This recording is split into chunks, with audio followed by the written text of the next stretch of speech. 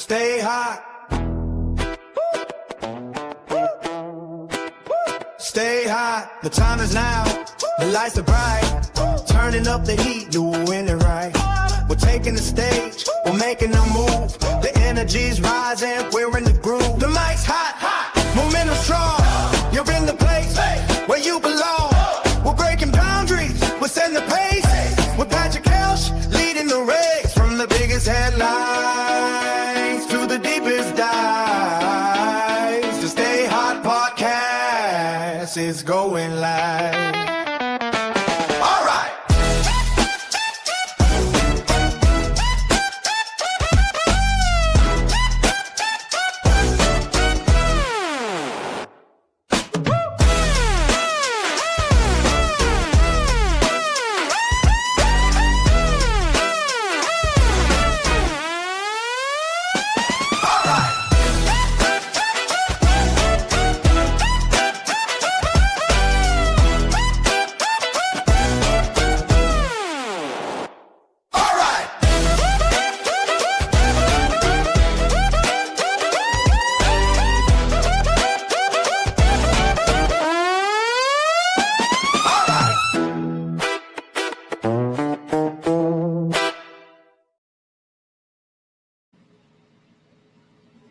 Welcome to the Stay Hot podcast. I am your host, Patrick Kelch. Last week, I said I would be on another show the next time Kentucky got a commitment. I honestly thought it would have been Saturday or Friday, but it turns out we had to wait till Tuesday for another edition of the Stay Hot podcast. Actually, got good news today. I don't know if I'm more surprised that Ke'Bryan Hayes of the Reds got his first RBI of the year via a home run against the Tampa Bay Devil Rays, or Mark Pope got a commitment from Zion Hawthorne, who is the younger brother of Braden Hawthorne. There's been a lot of speculation this offseason about Braden Hawthorne. He was the redshirt freshman last year that they decided to redshirt him early. He didn't really play a lot. Early on, he I don't know if there was a slight injury or something, but they decided to redshirt him. He gained 30 pounds in the offseason, got bigger, stronger. He's one of those guys that's always the first one out on the floor for shoot-arounds and things before the game, got to practice with the team all year. And honestly, a lot of people are expecting big things. He was a top 30 recruit out of high school. And, you know, that was one of those loaded classes. So he's going to be expected to do a lot this year and make a big jump. He, you know, the Reds, sorry, I was thinking about Ke'Bryan Hayes, and I'm still shocked that, you know, he got his first RBI in 24 or 5 games today. But Braden Hawthorne with Kentucky, it was speculated he was waiting till the last minute to either enter the portal or come back to Kentucky. You know, if you remember, shortly after the season ended, it was one of those reporters, and I've talked about this before. I hate how as soon as the season's over, those guys are quick to put a microphone in these 18-year-old kids' faces after a heartbreaking loss and ask them if they've decided on their future or what their future holds. And, you know, what do you expect those kids to say in that moment? They either say, yeah, I plan on coming back. Then when they don't, it makes them look like a liar later on. Or they haven't given it no thought. Well, Braden Hawthorne, appreciate you being here. But Braden Hawthorne's one of those guys that, you know, even though he said right after the season was over, he planned on being back at Kentucky, until they got official announcement, you know, everybody kept speculating what he's going to do. And it was always linked to Tyron Stokes because they play similar positions at the 3.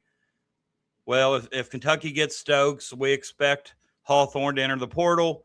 If we don't get Stokes, we expect Hawthorne to stay. And it's been kind of, you know, just everywhere you turned around the last week or so, it's always been, it ain't all doom and gloom. We got Hawthorne. Hawthorne's coming back. Well, he made it official today. He signed to come back for the 26-27 basketball season, which I think is a big addition right now for Kentucky. Kentucky's having some trouble closing the portal, closing recruits down.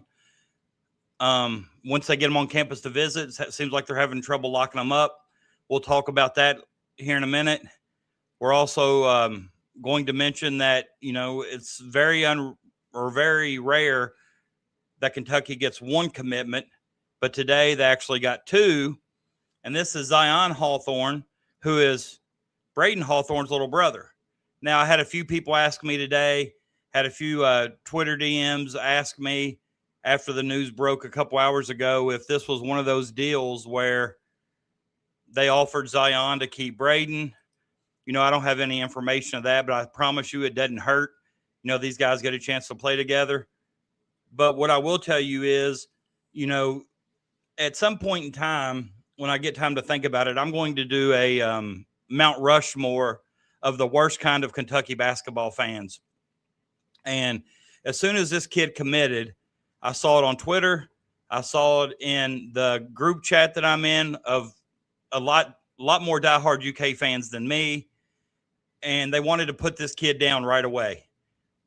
Oh, he's 6'1". He don't have any evaluations on any of the recruiting sites. He's not any good. He's not going to play. Well, what I would say this is, and, I've not seen this anywhere, and I don't know, but this is pure speculation on my part. It used to be to where you save those last couple spots on a roster for walk-ons. If you remember, like Zach Tao or Toe or whatever his name was, Walker Horn, those type guys. But now you can count these guys toward the total 15-man roster limit. So he makes Kentucky's 9th player. They still have 6 positions to fill.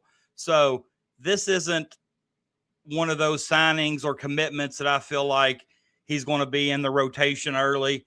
He's 6'1". He went to Huntington Prep out of West Virginia. And through a little bit of research before I came on tonight, he was ranked number 6 by Prep Hoops in the state of West Virginia. West Virginia has some good high school basketball, and he was ranked number 6. He was top 10 by multiple sites. So it's not like this kid can't play. Now, I can't sit here and tell you what his strengths are, his weaknesses are, or anything like that. I've not had a chance to watch any film. But if you're ranked top 10 by multiple ranking sites or agencies, I know Max Preps, I think he was like 16, and that was the highest I saw him, or the lowest, if you will. I saw him. But, he had other Division I offers. Wichita State, which their program's been on the rise last few years. They've struggled here the last couple, but just several years ago, if you remember, they were number 1 overall seed when Kentucky was an 8 or 9 and beat them in the second round. Remember, they were undefeated when that happened. Arkansas State, Radford, and LaSalle were some other offers, and I know you're probably thinking, well, if he got those offers there, what makes you think he can play at Kentucky? I don't look for him to be in the top 10 players on the roster, so I have no problem with, Zion Hawthorne filling up one of those back few roster spots, especially if it meant keeping Braden on campus, which, like I said, there's nothing that says that. That's pure speculation, but I'm sure that conversation, if nothing else, it may have been Braden doing something to help his little brother out.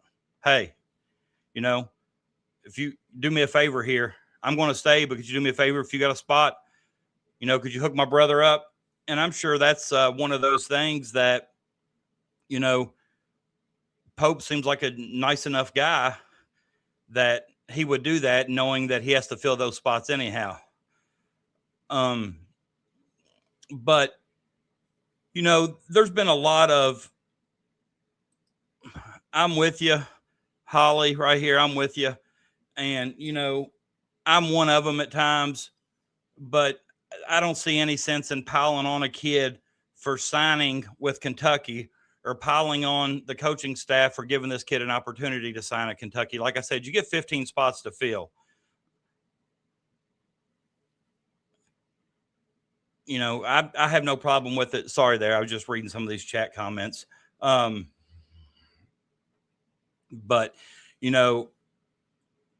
you look, and it was, those of you that follow Kentucky know that, you know, we were expecting, when I say we, I mean the program. I feel like, you know, I'm a part of that program. I say we a lot, meaning Kentucky.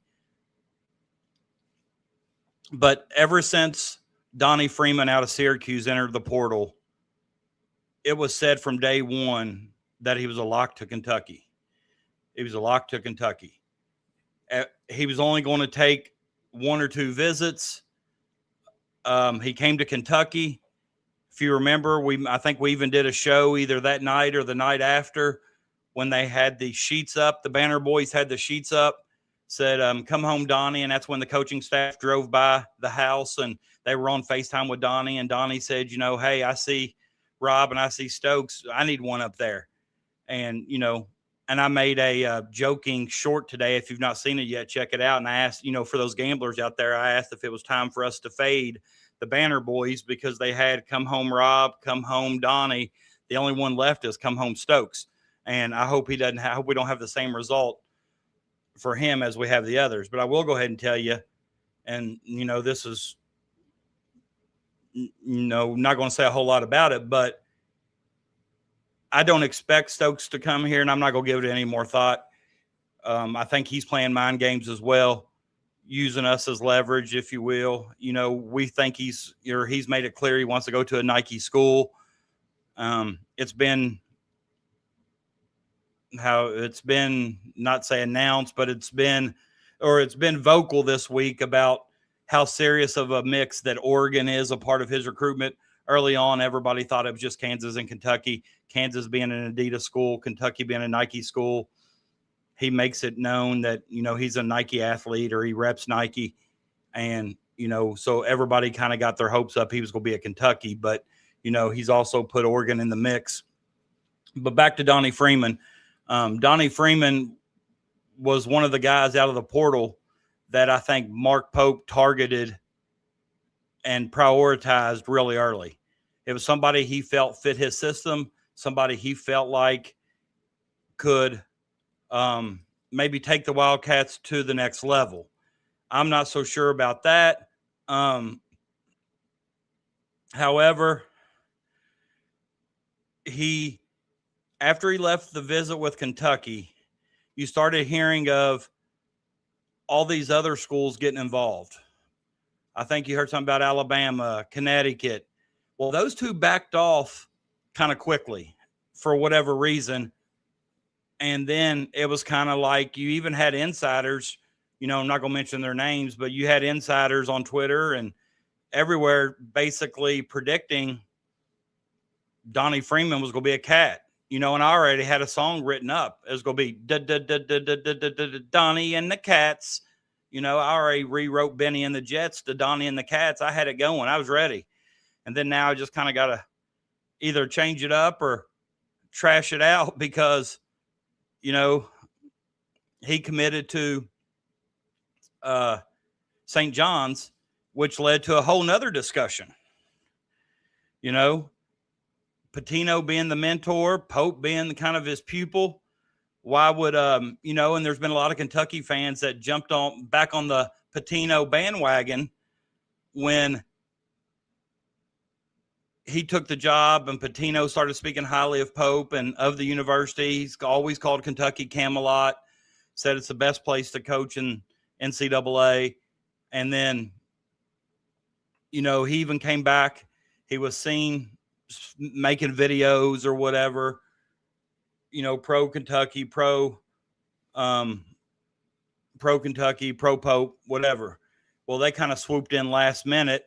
And from what I've heard, and this, you know, once again, I don't have inside sources. I just read a lot of things. And this is something I saw multiple times. So if I see something multiple times, it leads me to believe that it's probably got some truth to it. For example, it said that when St. John's kind of swooped in, they offered him $500,000 to $750,000 more than what Kentucky did. And of course, as soon as that number comes out, you have the fan base saying, you've already offered him $3 million. What's $4 million? You know, what's another $1 million? And at first I was like, yeah, you know, why not pay that? Well, then they kind of got in, you know, with another kid that had been on campus. They'd kind of got a verbal commitment or a silent commitment from that Sebastian Ranchik from Colorado. And it was kind of the night before, Matt Jones kind of got in our group chat and kind of said that, and he even put it on Twitter. I think he tweeted it, that unless something changes, he would have kind of expected Kentucky to get a, you know, kind of expected Kentucky to get a commitment from one of the two. He didn't really lead one way or the other. He just said either Ranchik or Freeman. Unless something happens or something changes, then we're going to get a commitment. Well, I think Ranchik was ready to commit, and I think Kentucky held off because they thought they had Donnie locked down. Well, Ranchik commits to Florida State. Donnie decides to take more offers or take more visits, or I don't even know if he went on a visit to St. John's. It was rumored he was going to take more visits. You know, St. John's offers him more money, and the rest is history. So instead of having one of the two, which a lot of our fan base thought the big man from Colorado, Sebastian Ranchik, may have had a higher ceiling. Donnie may have been the better player now. You know, Donnie had those connections with Mikael McLean from the Bahamas national team, which thought that gave Kentucky the edge, and I think it did. I saw an analogy today, is like, said Kentucky had the ball on the 1 yard line with Freeman and fumbled it. And that's kind of what it seemed like, because it's even been rumored that Donnie gave Kentucky a verbal commitment before he ever left campus. And come to find out that, you know, Kentucky don't get either one of them. And it's rumored that Donnie wanted to be at Kentucky. His agent didn't. So his agent kept shopping him around. And when it kept shopping him around, they found a program to offer him more money. And I think Connecticut and Alabama, the reason they backed out was I don't think they felt like he was worth the amount of money what Kentucky was offering. And I never saw an exact figure of what Kentucky was offering, but I think it was, you know, a pretty substantial amount that, you know, made Connecticut and Alabama like, you know, I'm not getting in that. I'm backing out. And they did. You know, St. John's came up with a little bit more money. And here's why I think it was good that Kentucky didn't offer. And maybe I'm wrong, and this is just something I thought about. I saw it mentioned in our group chat, so we were talking about it. You know, and this thing with Donnie kind of put Pope in a rough spot. If St. John's offers him the $750,000 more, and Pope says, you know, all right, we'll match that, or we'll go to $1 million. It kind of, you know, agents are going to start getting the word that Pope's a pushover. You know, all you got to do is hold out for more money. He's going to meet it. And so, you know, I think it was good that Pope kind of stood his ground, but now it's time we got to move on. You know, Donnie's gone. We're not getting him or Ranchik. So now we got to move on to, you know, what our possible backup options are at the 4. I'm not for sure what they are right now, but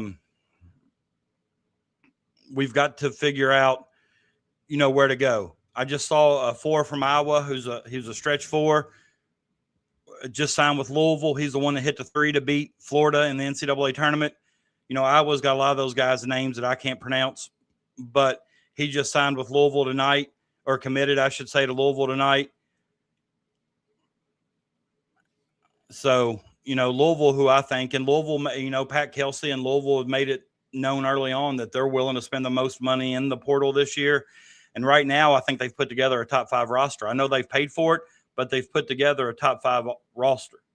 And Donnie also came out and said, you know, and this is when you know, I saw something today that I think is totally bogus.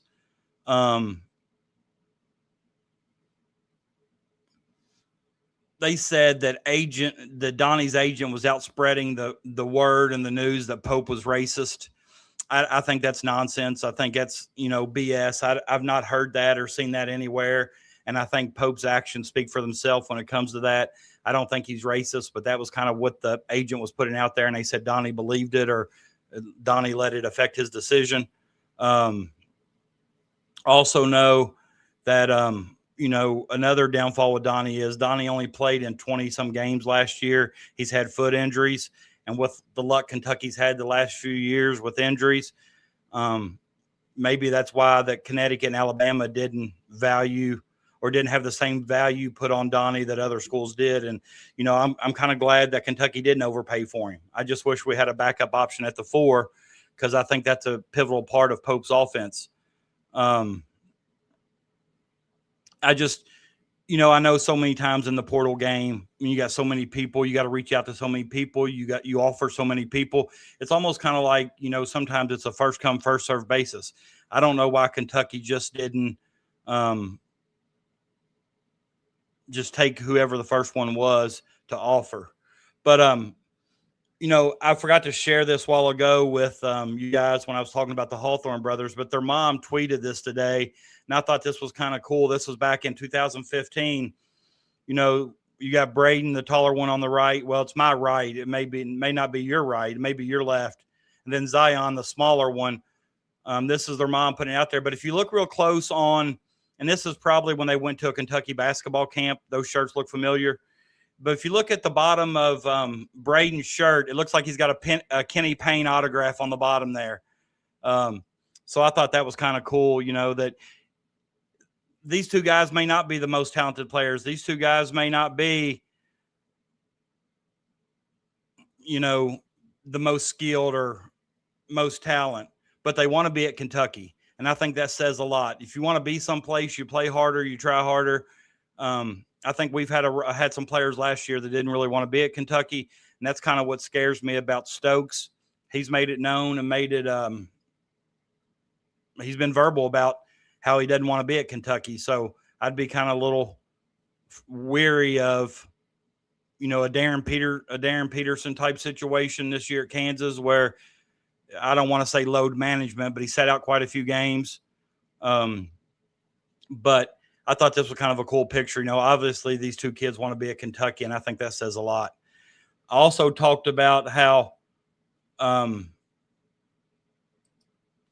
Pitino swooped in and took Coach Pope's recruit. And, here's the funny thing. And this kind of just shows you a lot of how the Kentucky fan base is. Not Pope, but Pitino went from non-existent when Cal was here. Everybody hated him, couldn't stand him. If you remember one of the few trips at Louisville, he made to Rupp Arena. He left through the tunnel. He threw up the double birds, kind of flipped the fans off. Pitino was the Antichrist, for lack of a better words. Pope gets hired. Pope played for Pitino. They won a national championship in '96. Pitino, sits behind his desk, sends out a few videos about Pope and how, he's the right man for the job, and, tireless work ethic. He bleeds blue, passionate, loves the Kentucky fan base. And I believe all those things to be true. But, the Kentucky fans all started, back on Rick's bandwagon. Maybe Rick can be the next coach. Rick, when they were talking about hiring a GM this summer, I didn't hear too many more names more than I heard Rick Pitino. And, but as soon as Pitino came in, and, a lot of people thought Pitino shouldn't have got in the mix with Donnie because of his relationship with Pope. I think that's crazy. Pitino's trying to compete too. He's trying to build a roster. He's trying to get the best players possible. He's trying to find the ones that fit his team, fit his system.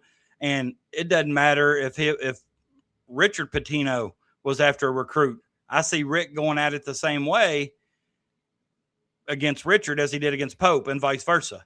So, and a lot of UK fans are back on hating Pitino because, he got the guy that we wanted. And I don't really believe that, my brother was a high school basketball coach. I'm a high school basketball coach. We coached against each other. And believe you me, we want each other to win every game that we play, that as long as it's not against each other, but we want to beat each other as bad as we can because, that's just what competitors do.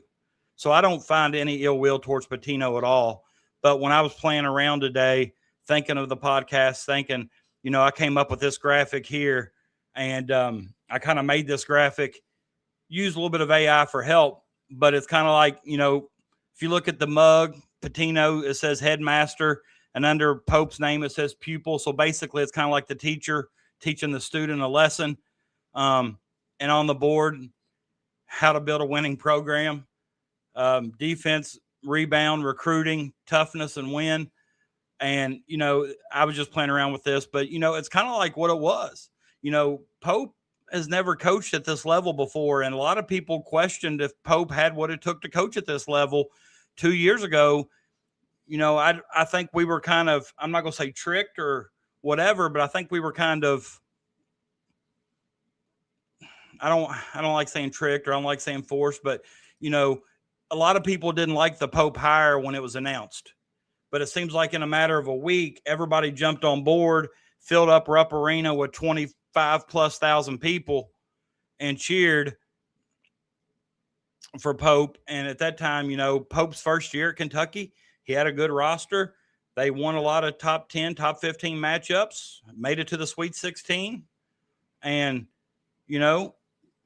I think Pope earned the respect of a lot of the fan base. And then this year happened, and a lot of people that are legit hardcore, Kentucky loyal fans will tell you that they don't place a lot of this fault on Pope this year because he did have 3 starters hurt the majority of the year. Now, I don't think you can give him a pass on Jaden Quaintance because Quaintance wasn't healthy from day one, only played 4 games, but they're quick to say that Pope can't coach.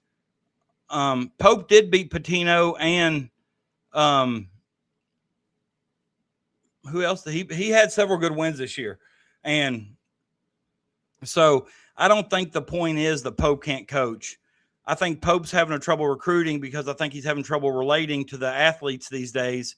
And I really thought, Mo Williams has come in, and he's the one that got the commitment from Alex Wilkins. I think he drove there the day that Wilkins committed to kind of talk to him and try to lock that down, and he did so. And, Wilkins has the skill and scoring ability to be an all-SEC performer.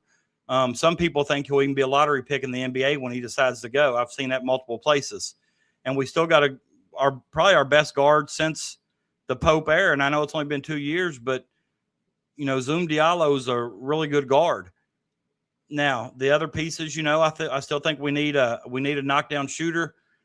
Cam Williams is good, but I think we need somebody else. It helps with floor spacing. It helps create open lanes for the guards to drive. There's a lot of things, just by spacing the floor with shooters. Marino's a good 5, but I think we need a backup, or if we can get somebody better than Marino, that's fine too. But it just seems like to me, we've got 6 spots to fill, and by the looks of, and of course, we still got 2.5 more hours tonight before the portal closes. So it's still open, still going hot and heavy. A Baylor freshman, I can't pronounce his name, Tunde, whatever. He just entered the portal. He averaged like 16 a game as a freshman at Baylor. So, and I think the part that bothers me a lot about, the portal season is, and, when you're in the portal, and I've even joked around and made a few of the memes about Pope whiffing. I've seen him called Ken Whiffy Jr., Mark the Whiff Man Pope, kind of looked like Brett the Hitman Hart. I made him one last night of Whiff the Magic Dragon and had Pope dressed up like Piff if you watched America's Got Talent. So, I've kind of jumped on that too because I think it's funny. It's just that the problem I feel like with Pope is he's getting the guys on campus. But like when you looked at the portal this year and you look who's left right now, the best available in the portal right now, and you looked at who the top 5 or 6 players in the portal was, I don't feel like Pope was aggressively pursuing them. Just like, the power forward from St. Mary's that we talked about a lot a couple shows ago. I can't think of his name. The guy with the crazy name, starts with a P or an M or something, Paulus or whatever, from St. Mary's. He just committed to, I believe, Arizona State, was it? And I think, let me go back and double check on that, but I think that's right. And yeah, Paulus Marascus or whatever.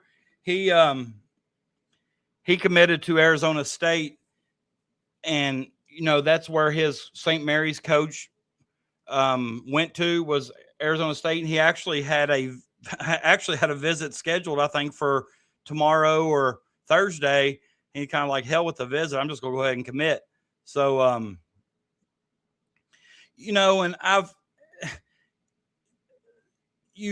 there's so many things that you read on social media that just are embellished or over exaggerated, and one of those is, and I've seen it several times in the chat already, Billy Donovan announced that he was not going to be the coach of the Chicago Bulls any longer.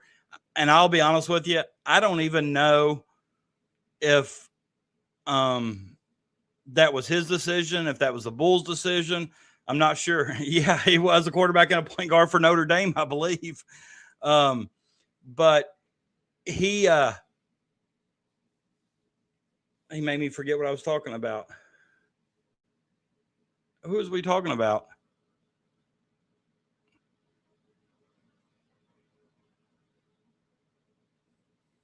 The Toddcast made me lose my train of thought.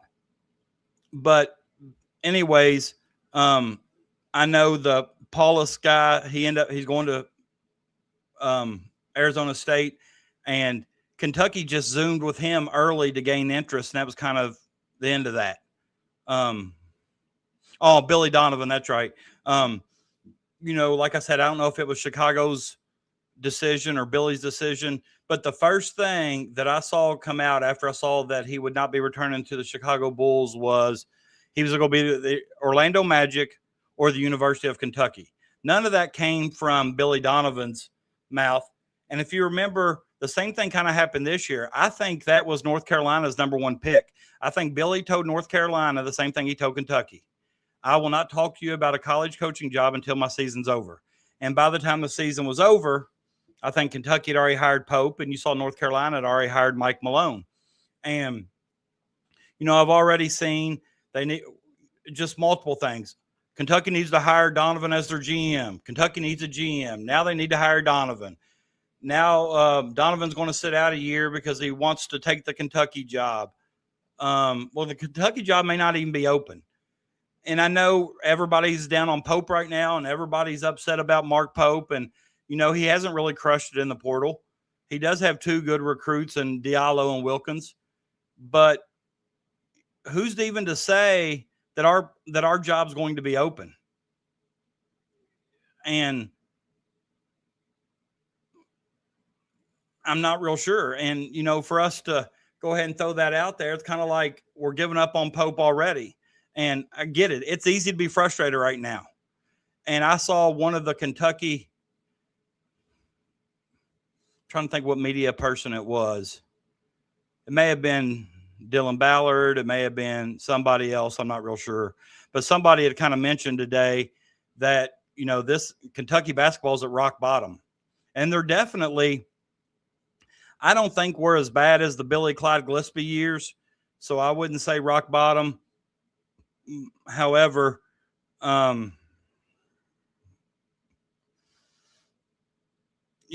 sometimes when you're at rock bottom, that teaches us things that mountaintops never will.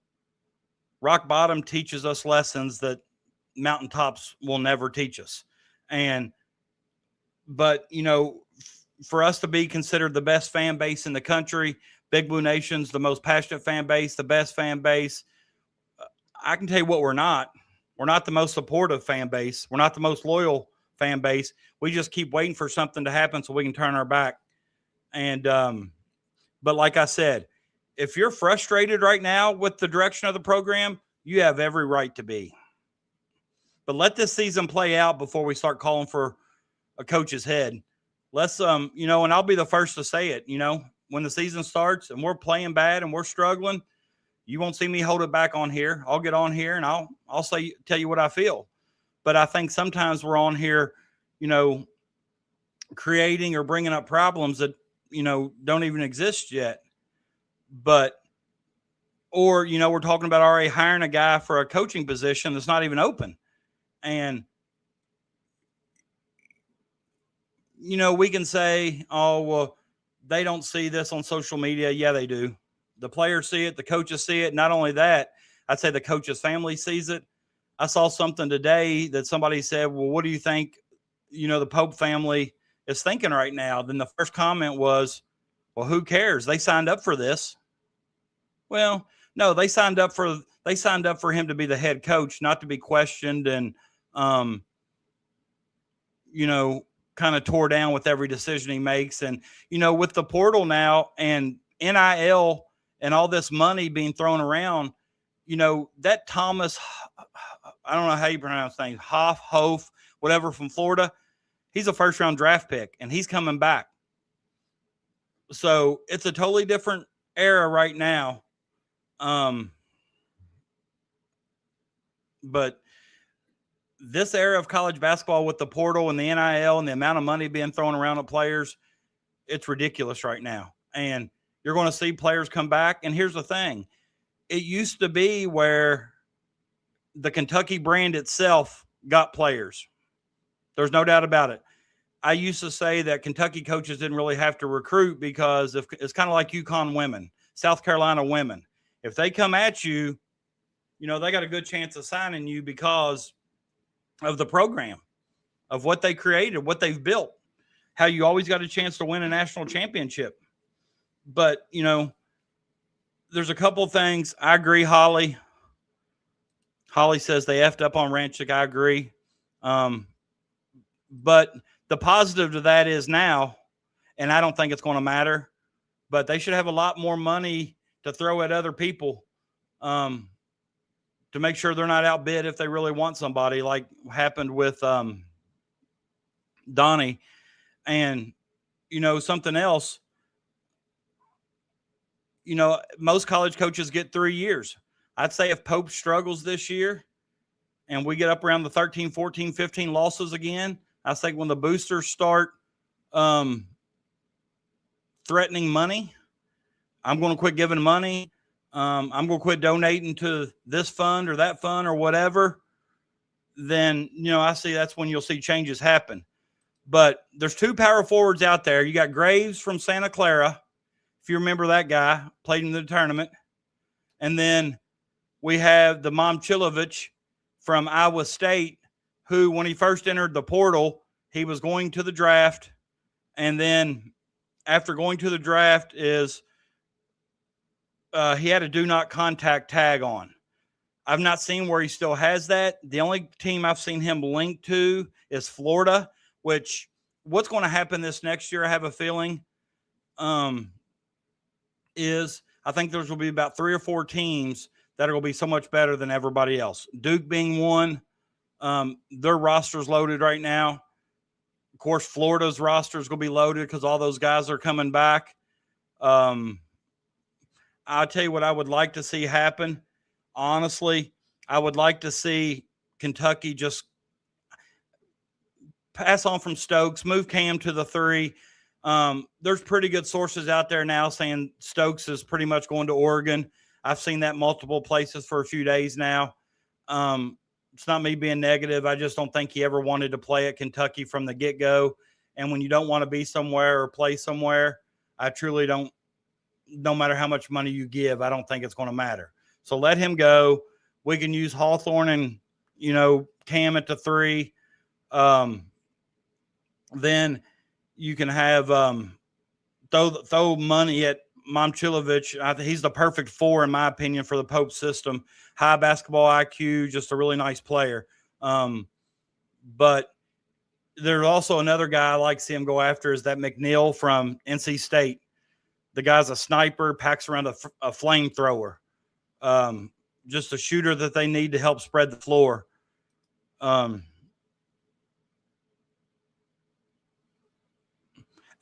honestly, this is true too. A lot of people claim to know everything or know a lot. Everybody's got sources. That's why I say I'm different. I'll tell you I don't have sources. I read a lot. Now I will tell you what I read. Sometimes they come true, sometimes they don't. But honestly, we heard Donnie was coming to Kentucky. A lot of other things that were going to happen that just hadn't. And so, and one thing that these guys will tell you, and there was a national media person who kept his name quiet or private, and the person who reported this didn't say who it was, but they said that Kentucky, their coaching staff always keeps the information close to their chest. They don't leak anything. So, and I think a lot of that too, also says if somebody's out there telling you this or that about Kentucky, take it with a grain of salt, because there's been a lot of people mentioned how Kentucky just doesn't seem to share a lot of their information. But the one thing I thought was interesting, and, I know we've been talking about Donnie. I've been kind of switching back and forth because I see things in the chat that make me kind of change my mind, or I go this direction. But one thing about Donnie, did you all see his comment of why he chose St. John's? He said that he wanted to be coached hard. And one, the knock on Pope is he's too soft. I know you all have heard the Derek Anderson interview on KSR by now. The one thing Derek Anderson talked about was Pope was soft. His practices weren't for developing players and talent. But, if one of our own and Derek Anderson, is out there publicly saying that our head coach is soft, I'm not so sure that's helping our recruiting either. That's just me. I think this right here, Mercury, I know there's several of us in the chat that thinks that Kentucky should have prioritized Slim Jesus over Stokes in the first place. But I know, man, I know. I hear you. And but, and there were several people too that told us that watched the Nike Hoop Summit game that, Stokes wasn't even the best player on the floor. I know his numbers were 20-some points, so many rebounds, assists, blocks, whatever. They talked about multiple people being better than Stokes. Is this kid in the portal icon? I don't know if I remember seeing his name. 40% from three at 6'10" power forward. I would definitely take that. I know the name. I know LSU. I know Jalen Reed, but I didn't know he was in the portal. Says, yeah, nice. That's another thing about, Pope. I just, you don't really know just, what their plan is, or if they even have a plan. I'm not so sure last year they had a plan, just because of, just how bad the roster was put together. Vandy just got Williams Adams. Well, yeah, I saw where he entered today. Vandy also got the big guy from Colorado we talked about last week too. I would probably do jumping jacks and a cartwheel on stream if we got Slim Jesus. He might be my favorite player in the I've not even heard his name other than linked to anybody besides North Carolina and LSU. I did hear that. But I would like to, I just don't see us get. I think somebody told me they felt like Graves was going to go to Duke. Duke just got the Blackwell kid from Wisconsin today. He was supposed to be taking a trip the next couple of days to Louisville. He canceled his trip to Louisville and committed to Duke. Yeah, I did see where he was linked to Arkansas. I did see that. Yeah. Well, we got a guy today that was linked to Arkansas, Zion Hawthorne, but it was Arkansas State. It wasn't the Hogs. It was Arkansas State. So, but it's just so hard, you know, and a lot of people, and I kind of agree with this. I saw where Mercury says Slim is down to UNC and Indiana. Indiana is another team that's put out a lot of money this year in the portal. They have spent a lot of money. And it's kind of like, you know, Louisville, Tennessee, Indiana are all having big portal seasons, and Kentucky is struggling. Kind of frustrates me. I did see where Mo Diabate, he put out a kind of a heartfelt message to Big Blue Nation. I thought he left a classy message, you know, thanking everybody for the opportunity. You know, he said growing up, Kentucky was one of his dream schools, and they gave him the opportunity to play, and just basically said it was all love between him and the Big Blue Nation, which, you know, I kind of liked Mo. I was kind of hoping Mo would stay. I didn't know at the beginning of the portal season if I thought Mo would be good enough to play for us next year, because I thought we would have a really good portal season. But it's come out to say that, you know, we've kind of struggled in the portal. But, you know, it's not over yet. I know we got till midnight to enter the portal, and then we got several weeks that we can go from there. But, you know, I just, you know, like I'm going to say it again. I've said it for the last 2 or 3 shows. I just don't feel like I have anything right now that makes me convinced that Mark Pope's got this, you know, recruiting thing down. You know, we've talked about that quote multiple times. We've talked about it multiple times. Let him do he's going to be happy with the recruiting when it ends. Let him do his job. Basically, he's got the recruiting on lock. And you know, we're basically running out of time. But, you know, now with our situation at the 4, I kind of wish we would have kept Yelovich. You know, me and a couple of my friends last year talked about how kind of all season long we didn't feel like Yelovich was used correctly. And then later in the season, you know, he started him. And then when he started starting him, he come out and score 2-4 points early. That one game in the SEC tournament, I think he scored 7 straight points early, comes out and doesn't come back into like 2 or 3 minute mark of the first.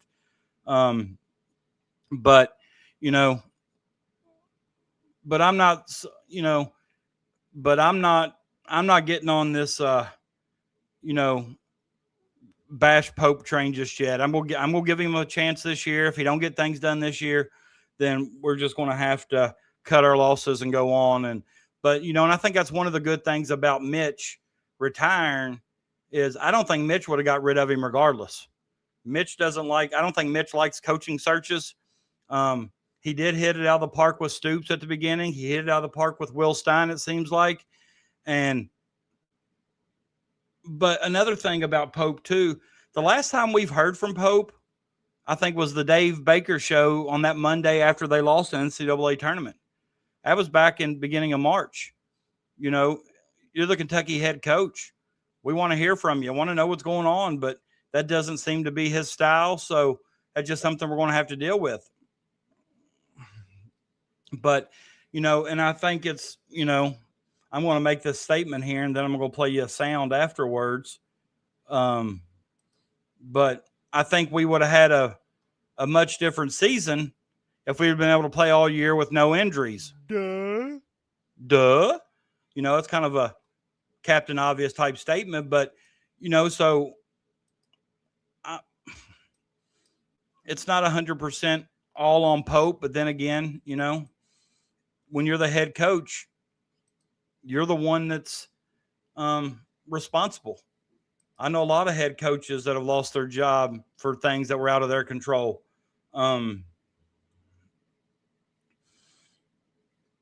But, you know, I would at least like to see Pope at least start aggressively recruiting, you know, some of the top players that are left in the portal. Even this kid that just announced his transfer to enter the transfer portal out of Baylor. I just, you know, go at him aggressively. Quit these Zoom meetings, man. I don't know. I don't know. I'm not big on them. But maybe, like I said earlier, these Zoom meetings, it's not as easy to get around the country and see all these kids when you're recruiting multiple kids in 50 different states and vice versa or whatever. So maybe Zoom is the way to go. I don't ever hear about, any of these other coaches. I don't hear about Mike Malone doing Zooms or Calipari, Bill Self. But, I don't always follow their fan base either. So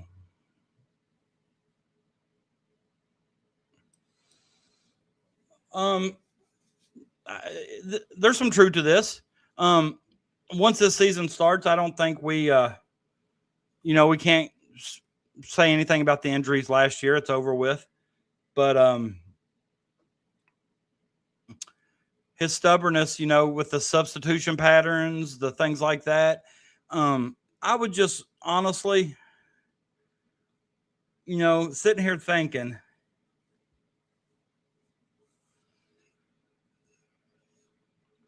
Pope, I would like to sit down with a guy that he's recruited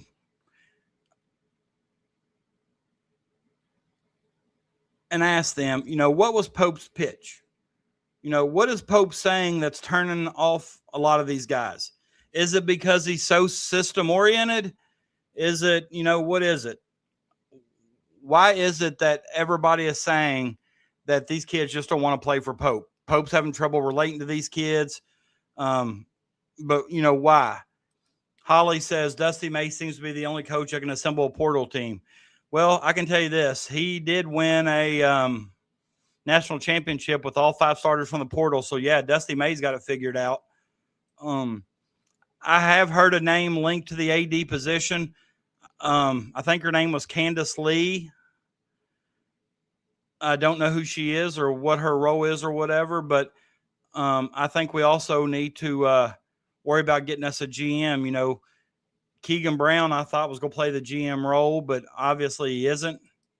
Toddcast says definitely a relatability issue with Pope. Feel like he'd fare better prioritizing the Eurobasket U20s where he can sell his offensive system.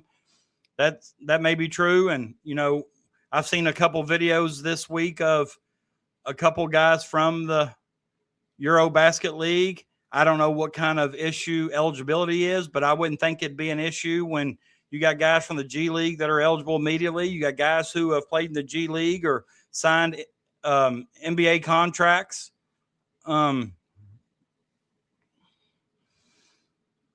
So, and another thing about, when I say, what is it? What is the issue? Why don't these kids want to play for Pope? And I'm sure these kids talk. All these kids have played, for example, I know Jasper, everybody kept saying, why Oregon, why Oregon? And Stokes has said before that he's not making a commitment until he sees how the rosters play out through the portal. Well, if that doesn't tell you he's not picking Kentucky, I don't know what does, because he pretty well said he wanted to play with Stokes and Rob Wright, and Kentucky had them both until, Rob Wright used them as leverage and went back to BYU to up his price tag or to get a bigger bag, whatever. But Bryce says it's because Pope isn't instilling confidence. He wants them. He brought Zoom in and then had Rob Wright come in a few days later. Pick the top 6 players you want and pursue hard. Yeah, I mean, and it was even okay. We'll talk about that here in a second. But yeah, it probably doesn't give Zoom much confidence when you do visit and the whole time you're there, you hear about Rob Wright, or on social media, they talk about how Rob Wright is Pope's #1 priority in the whole portal. So Captain Crash, I forget, this guy seems to have inside sources. He seems to know what's going on. Says someone inside the department just told me players are being asked to sign 2 contracts, one with UK, one with JMI. That would definitely explain why some of these are turned off. Wow. So there's a provision that if they leave for the NBA after 1 year, they have to pay some dollar amount to JMI. Come on now. I thought JMI was in place to help us. It ain't done no helping us. There's already, and like I said, I usually keep up social media while I'm on here, and there's already people saying that the Baylor freshman, 6'5" freshman, Tunde Yesafu or whatever, that there's already crystal balls to UCLA. So maybe Kentucky doesn't have a shot. I still would reach out. Candace Lee's the current Vandy AD, the OCM Newton pipeline. Joy. That gets me excited. I would say that if Candace Lee comes in and Pope doesn't meet standards or doesn't perform, that she won't have any problem getting rid of him. Momchilovich fits Pope's system better than any player that has possibility of getting. With the guards we have, and you add Graves, they could average over 20 a game. Yeah, and not saying this to you, Chris, but, I've said stuff like that all week, and I know other people in the group chat have, but just if it was that easy, you know what I'm saying? Just if it was that easy to get Graves, to get Momchilovich, if we could just, snap our fingers and get it, that'd be great. Thanks, Mitch Barnhart. Yeah, I see that. I think doesn't he have a daughter-in-law, relative, or somebody that works for JMI?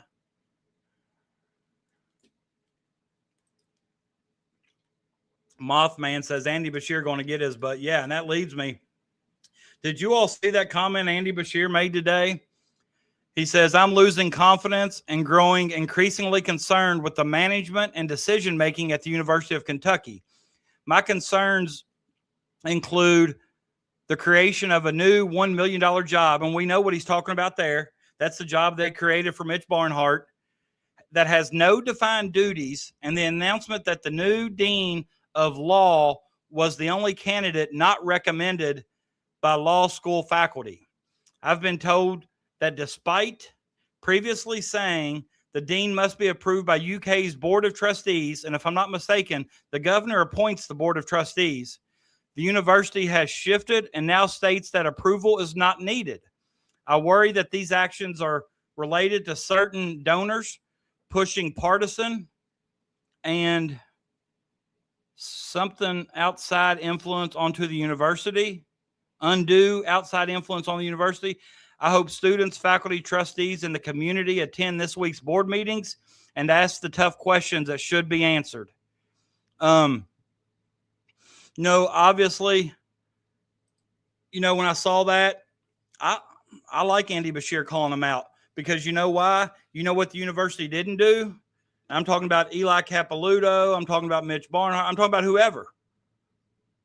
The university did not come out and answer the questions that need to be answered regarding that position when they made it.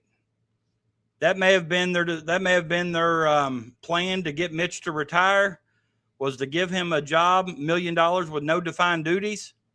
But I'm just going to tell you right now, there should have been a press conference or something, and they should have had to answer questions.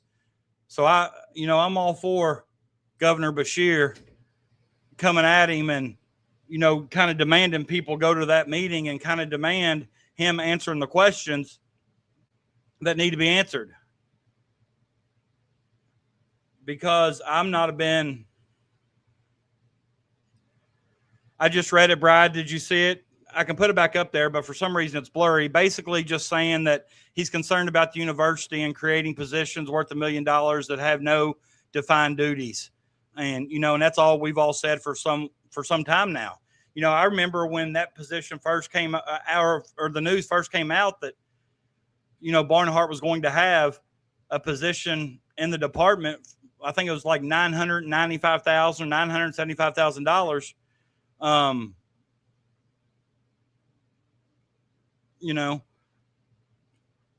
I think Andy, if he's the one that appoints the Board of Trustees, then I think the university should have to answer questions.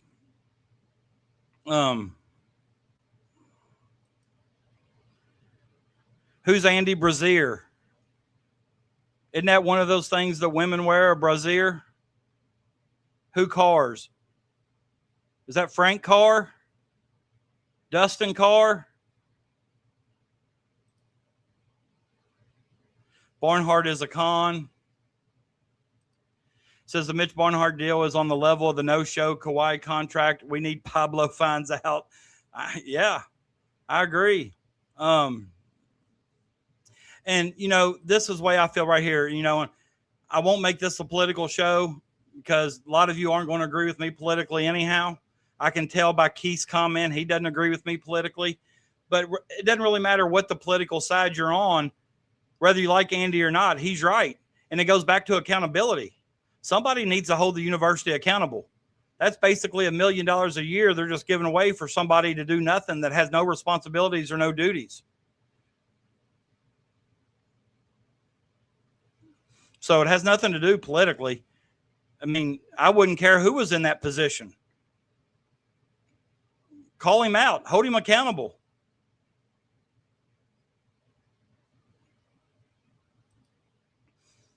Andy can go see. That's not necessary.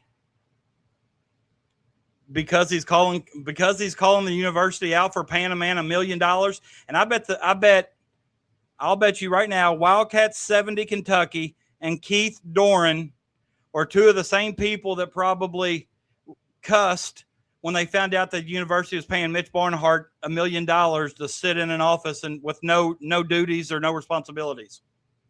And now they're mad that a Democratic governor is holding them accountable. Yeah, Bri, this is what we talked about.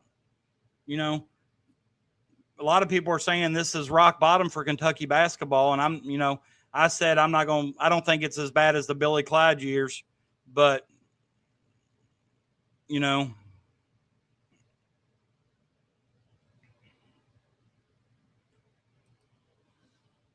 we're mad because you don't have to be here, man. I'm not asking you to stay on here. I'm just saying, I don't care if he's Democrat, Republican, Independent. I think the university needs to be held accountable, and it just happens to be that responsibility falls on the governor. Has nothing to do with anything politically like you're trying to make it.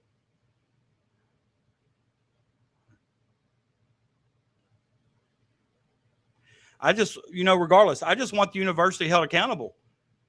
Why are we giving a man $1 million to do nothing? I'll submit my application and take $150,000 for the same. That's all there is. No jokes about it. But let's see what else.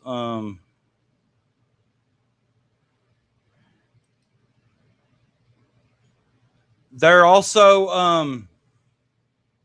I know we got some visits coming up this week. I know somebody was on here earlier from Winchester, and can't think of his name. Is one of the first ones on. Said he just had found the show. Mercury Simple, not necessarily Winchester, but he said Clark County. I'm assuming Winchester. We got Jerome Morton, who I think he'll be on campus tomorrow. He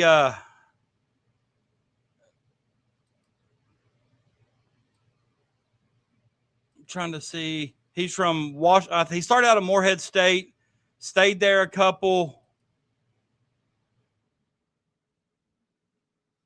2 years maybe at Morehead, or 1 year, and then he went out to Washington State, and now he's in the portal again. Drone is a guy who can shoot the ball. I'm not sure he's SEC good or good enough to play a lot of minutes in the SEC. I guess that's something that'll be determined. He is a Kentucky boy that I know will take pride in wearing the blue and white. He won a state title on Rupp Arena's floor. But, if we're serious about competing on the SEC level, I think Jerome can be a good depth piece or a good bench piece that, may be able to come in and knock down shots. Hopefully, Drone has a good visit and we go from there. I haven't heard anything about Gabe Dines the last couple of days. I do know he was visiting a couple schools, Louisville being one of them. I don't know, Louisville having Badunga and now the big kid from Iowa. I don't know if they'll take any more size, but I don't, he would definitely be a legit good backup piece for us at 7'5" and his defense ability to block shots. And he does run the floor really well. We talked about him last time. Yeah, man, we talked about him right off the bat. Don't know anything about him other than a lot of the national recruiting sites, 24/7, Prep Hoops, Max Preps. All 16th is the lowest I've seen him ranked. A lot of them have him ranked in the top 10. I think he's probably one of those last few roster pieces. He'll be down there with Mason Williams. But what's obvious to me is Pope's not going to be stuck in a situation again where he don't have the backcourt numbers, because that's all he's recruited so far. Or I should say not all he's recruited, but all he's been able to sign. I see a couple of you asking that guy why he's so mad. I've blocked him and banned him, so he's not going to see your comments. And you're not going to see his anymore either. And it's not that he disagrees with me. It's the language he's using. I mean, I don't care if you're Republican, Democrat, or Independent. I'm going to be able to talk civilly to you about basketball. I'll be able to talk civilly to you about anything. I'm not holding that against you, but it seemed like he came in triggered from the start. But, yeah, Key says the good old boy stuff. And I think that's what's running the university now. And I think Bri mentioned that earlier, or somebody else mentioned kind of the good old boy system. And when did that start? Did that start with Cal? Or why was he struggling the last 5 years? He was always able to get players. I just think Cal got complacent, or Cal got when he got that lifetime contract, I just don't think he worked as hard. Yes, I'm with you here, right here. Plenty of late additions to the portal. Forget Stokes. Use the money to salvage a serviceable roster. If not, time to move on. Kentucky deserves better. And what I'm going to say, too, about this is what I don't want to see happen is kind of the same thing that happened with Freeman and Ranchik. Kentucky passing on Ranchik, who wanted to be at Kentucky, for Freeman, because they valued Freeman to be a little bit better, valued him a lot more in the portal than what they did Ranchik, and then they don't get either one of them. So I definitely don't want to see that happen. Yeah, you got to expect that, Holly. Every time you're on the internet or whatever, somebody knows more than you. They come in just to kind of be an ass about it. And so, I don't need him here. Long as he's not my 500th follower or subscriber, then I go back to 499. Then, I don't need him here. But speaking of, I do know we got some new ones here. I'm seeing some new names in the chat. So please like and subscribe, like the show, subscribe to the channel. I will say this. Last show we did, they kept me on here till about 1:30 on Saturday, I think, or Friday. Kept me on here till about 1:30, and they wouldn't let me leave till I got over 500 subscribers.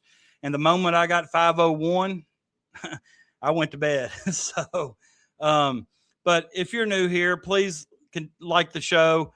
Or if you don't like it, please still subscribe. You may like the next one. If I offended any of you all with the way I spoke to him, I'm sorry. But, him coming in, throwing the F-bomb in the chat, I just wasn't going to continue to read it and listen to it. Just not going to. Snake Oil Shyster. Now, hey, that name's right up my alley. I ain't going to lie. Thanks for coming, man. I appreciate it. Thanks for being here. Really do. I really do appreciate it. Crash, I'm actually at 515 now. So, and Crash, was it you that told me once we got Donnie's commitment, I would go up to, a significant jump. And then, after Stokes committed, I'd be up around 1,000. Remember you telling me that, Crash?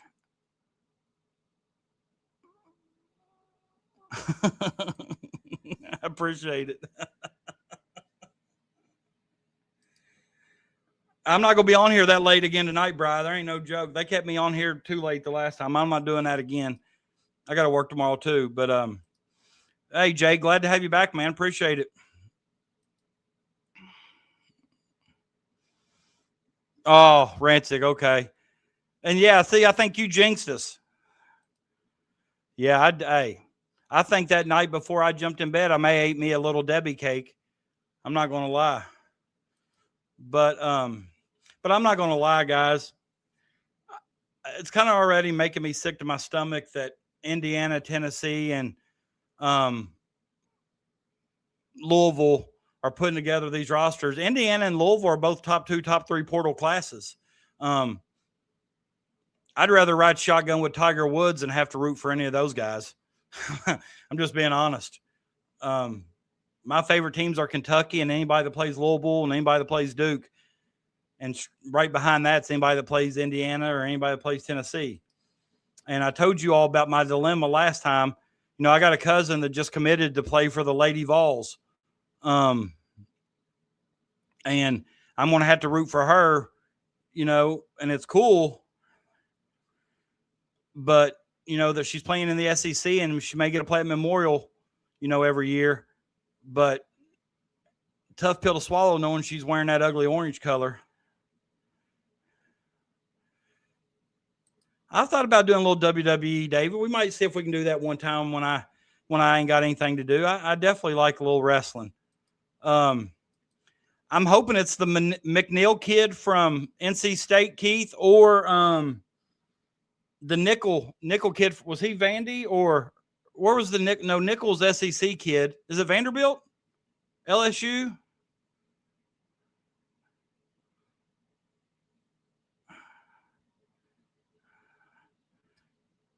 Who was that other one? Nichols from Vandy. Okay. Yeah. There's Vandy, Chris. Yeah, Vandy, let me know, man. I'm telling you, I watch. I'd love to watch. I mentioned earlier, I don't know if he was on here, about how the big boy from Colorado committed to Vandy, I think later that night, after we got done.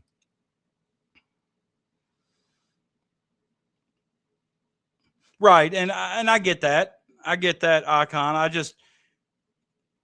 wasn't trying to make it political at all, and I felt like he was, and I just wasn't going to get into that. Like I said, I don't care what side of the aisle you on or represent. I'm going to be able to talk to you in a decent manner about no matter what the topic is. But yeah, I definitely think we need a shooter. Definitely think we need somebody other than, you know, and I know right now their plans are to play Alex Wilkins from Furman at the 2 some, and don't want to act like that, you know, that's not a possibility, because I think it is. However, he's not a 2. That's not his natural position. I think last year we saw what would happen last year when we had to force Aberdeen to play the point. And like I said before, I think Aberdeen did a good job. I just don't think that's his natural position. Trying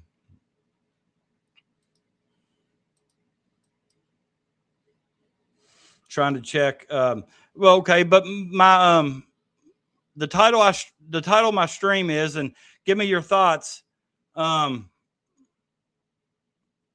Icon, and he's going to Florida, who's already got a loaded roster. So yeah, I hope we don't get another year either. But as a member of the Big Blue Nation, a lot of you guys are probably a lot stronger, lot more hardcore fan than I am. Now, I don't miss a game. I don't get to go on the road and watch them a lot, or, you know, I don't miss a game on TV. I do go watch some at Rupp. You know, I do follow them, but do you feel like it's time to panic with our roster construction? I know a lot of people say no. We've got 6 spots to fill. There's still a lot of good players in the portal, and I get that. But what gives you the confidence that we're going to be able to land those guys? And if we do land them, is it because we overpaid for them?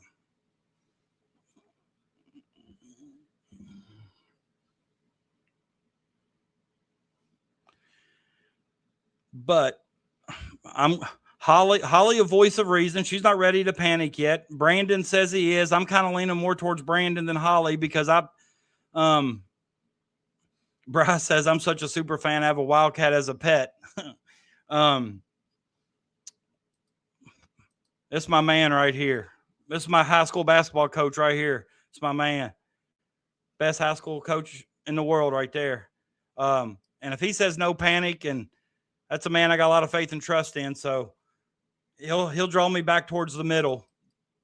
I've seen Juke Harris still hasn't signed yet. I thought I saw Juke Harris was going to sign with somebody like early on in the portal. I don't know if Pope will even go after Juke Harris considering our backcourt situation now. I don't know. Believe me, I think he's good enough to play for Kentucky, and I love to have him, but I just don't know if they'll waste the spot. You know, I think at this point you better go for the best available and make it work. Well, I think we found that out the last stream, Crash. You and Holly share a brain. Juke Harris either going to Tennessee or the NBA. Okay. I'm not crazy about what we have at the moment. I like our backcourt, but got to see who we land in the front court. I want to be positive and optimistic. You know, and like I said, I'm not ready to give up on Pope yet.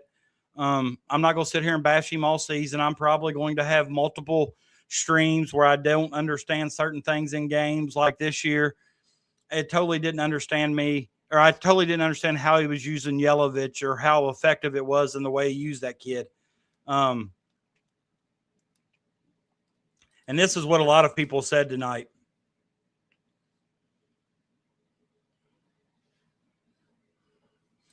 David, we're not going to talk politics. Already cost me to get mad. I'm not doing it again.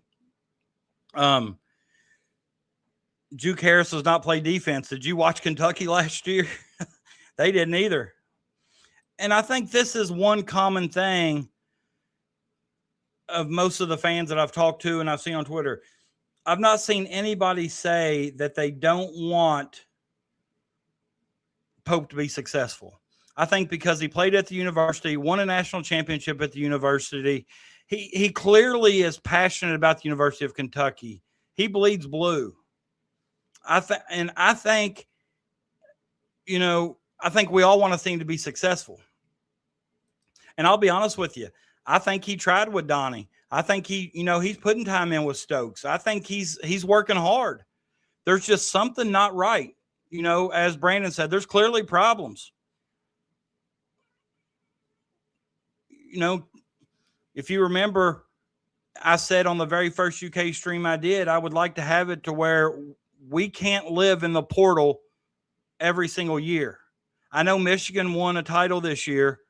All 5 starters were from the portal. I just don't think that is sustainable every single year. You got to be able to get a mix of high school kids and develop those kids. Now, the problem you run into is what we're seeing. You're getting kids as freshmen. You're developing them. You know, think of Furman. You know, and I know mid-majors understand it, but you get Alex Wilkins, you develop him some as a freshman, averages 18, 20 a game, and then he transfers to a Power 5. The same thing's going to happen with some of these other schools. You get these kids out of high school, you develop them, you work with them, their game improves, their game grows. The next thing you know, they're transferring out. So the portal just brings a whole new element to everything nowadays, in my opinion. So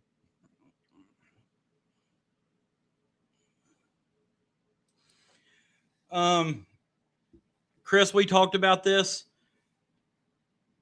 To be honest with you, I've actually seen people on Twitter and other social media are back to hating Pitino. If Pitino really cared about Pope, he wouldn't do that to him.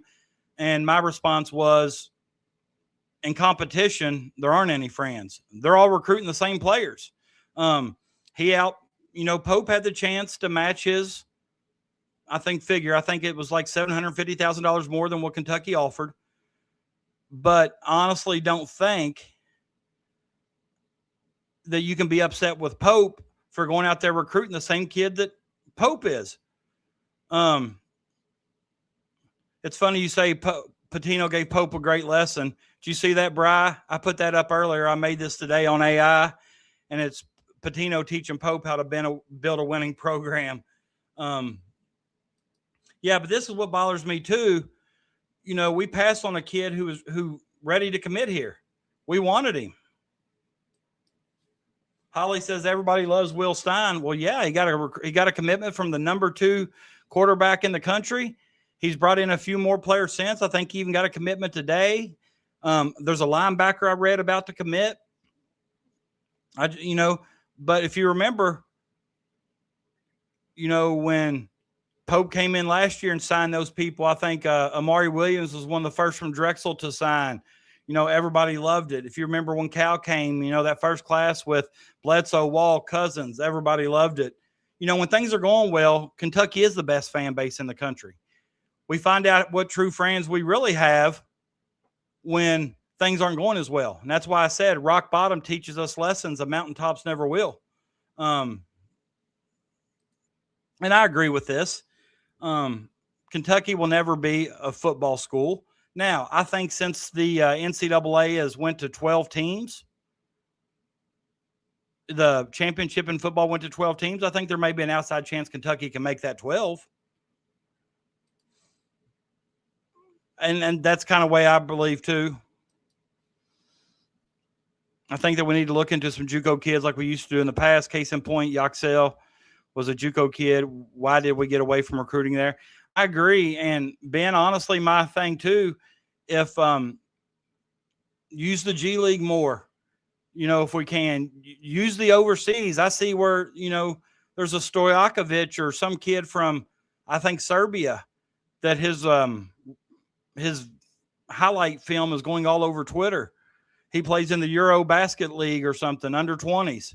Go more that route. Just,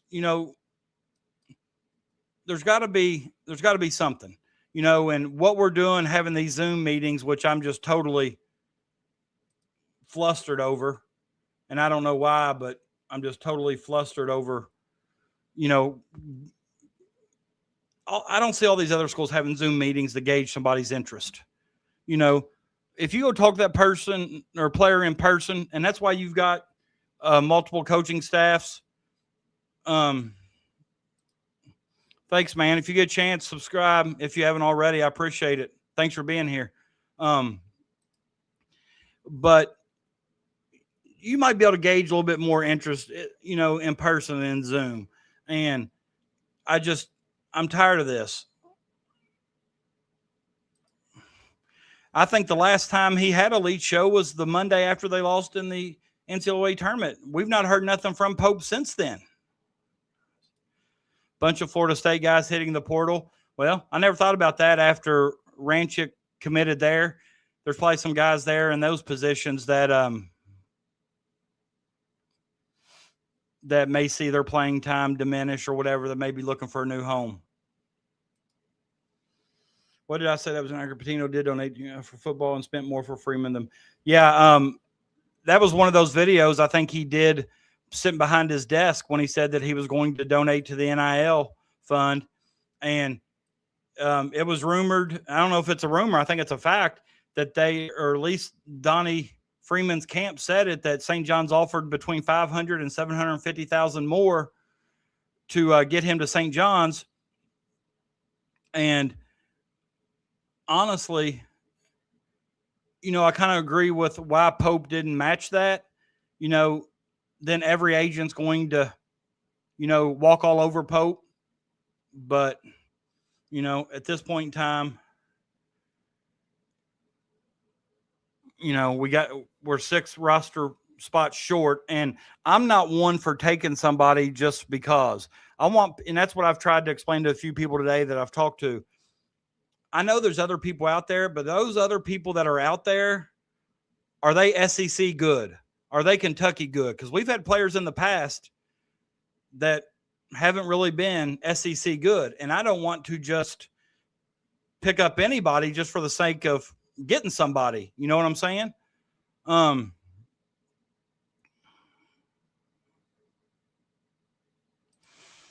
And, if you remember, I don't think he is bashing fans, but protecting his players. And do you remember Pitino's last couple of years? a lot of the fan base was on, or not Pitino, I'm sorry, Calipari's last couple of years at Kentucky, a lot of the fan base was on Cal at these press conferences and stuff. And, he was saying some things that were out of pocket, or, he was basically taking a lot of the blame for everything. And a lot of coaches do that. And it's at every level. Of course, even at the high school level, when I'm interviewed, it's, never the player's fault, always the coach's fault when we lose, but it's always the player's fault when we win, and I think as a head coach, I think one of the things you have to do at this level here is you got to protect your players. You have to protect your players.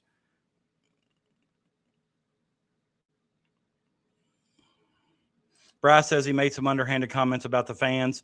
Well, I mean, have you seen some of our fans? How about Jason Edwards, averaged over 20 a game at Vandy, went to Providence, is in the portal again? Why don't Pope try to get him? Right. And why didn't Pope go after SWA from Auburn? And somebody told me he just committed to Vandy. Was that you, Chris? Right. And that's what I'm saying. We have the best fan base, most passionate fan base when things are going good. And I know, there are people out there that'll tell you now, well, they're getting paid money now, they deserve to be booed, or they're getting paid a lot of money now to perform, they deserve criticism. Criticism to me is one thing. Bashing them personally is a whole nother issue. And our fans do a little bit of both.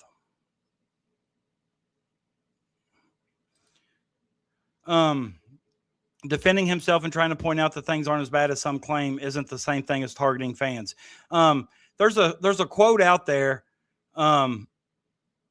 Yes, he committed. SWA committed Vandy. Well, good for them. Vandy had a really good year last year. I will say this. There's a quote that coaches like to use. We're not as bad as you think we are. We're not as good as you think we are, but we're not far from either. So when things are going really, really bad, we're not as bad as you think we are, but we're not far from it. When things are going really, really good, we're not as good as we think we are, but we're not far from it, and it may be something there that he's trying to do. I wasn't sold on SWA. I wasn't sold on Freeman. Wasn't sold on SWA. I don't know if I'm sold on Pope. I don't know what I'm sold on at this point.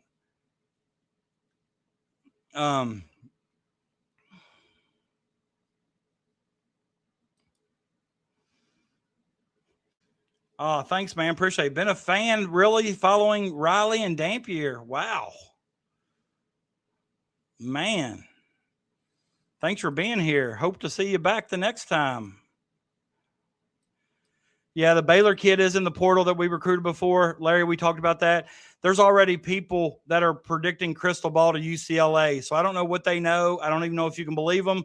But I'm just going to say that one of the first things I saw was that we'd be in a battle with UCLA. And then I scrolled down a little bit farther, and some people are already giving a crystal ball. But if he already knew he was UCLA, then why didn't he enter with a do not contact? He didn't. So he might be another one that may be using Kentucky for a leverage point. I think a lot of these guys are using that. Snake Oil Shyster says, I don't target players, especially guys from in-state or freshmen. I wasn't on board with the people who were bashing Jasper or Marino. And I probably was, and I'm not going to say bashing, but I was a little hard on Jasper. And it wasn't necessarily, it was hard for him to get in a rhythm just by the amount of minutes he played. He was forced to run the point at times, which he struggled. But when I got really mad at Jasper was when he would get in the game there late in the season, he would force and try to do too much, dribble way too much, step back threes. It's not that, I was bashing him, but and you know what I'm talking about if you watch a lot of those games. I have Hope and Pope, not sold on Freeman or Wright. There's hope with Pope.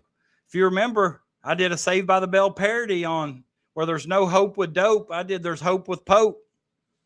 And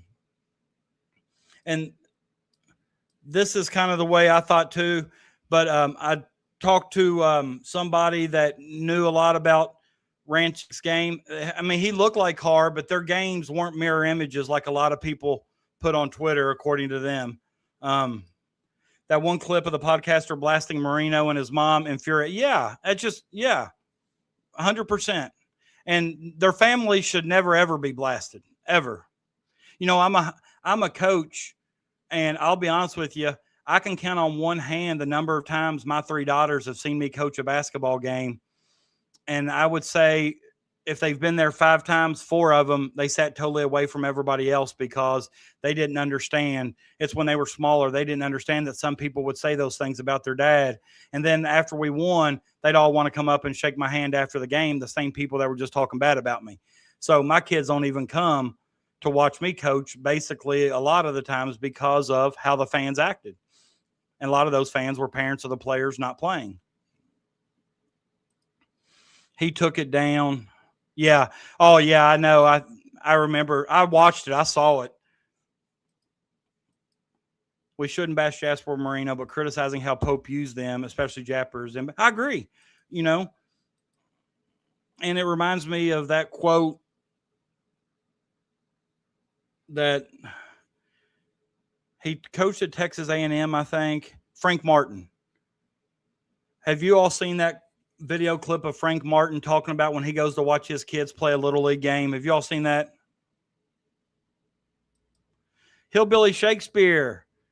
Billy Donovan will be the next UK coach. I think there's a lot of people would be happy with that. If you're new here, please go subscribe to my channel. Please. I don't remember seeing your name before, but I'm glad you're here. Welcome. Definitely glad you're here. But did you all see that?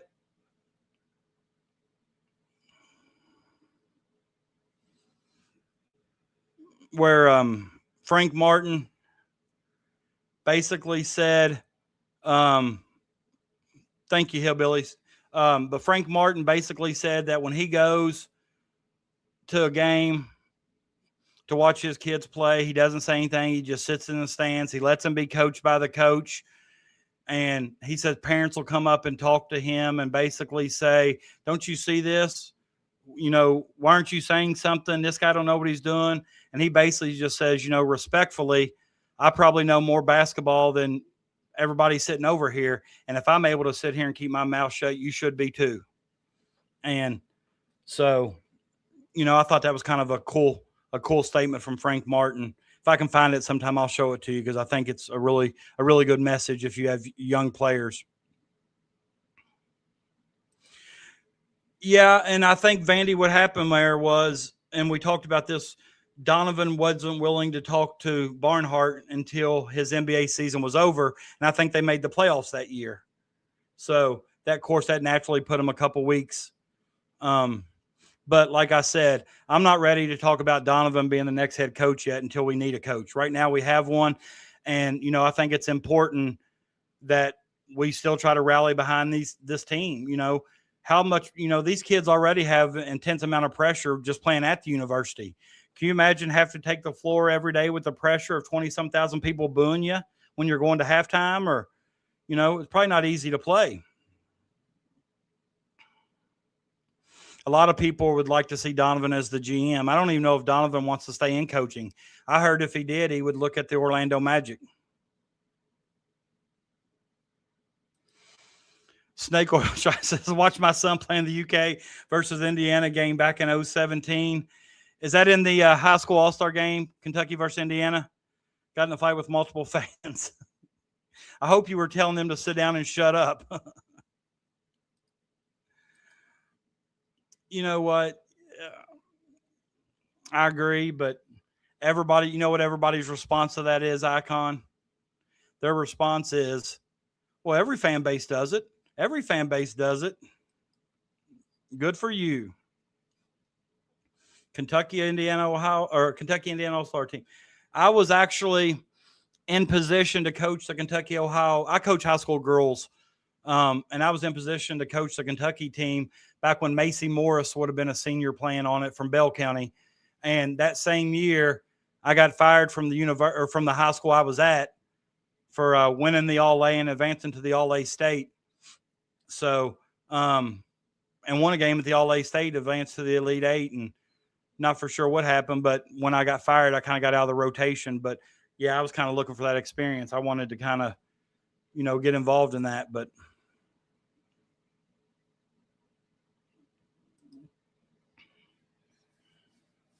can we talk about Barnhart being accused of having prior knowledge of ex-swim coach sexual assault accusations and then scores a $1 million BS salary? Seems like a con job.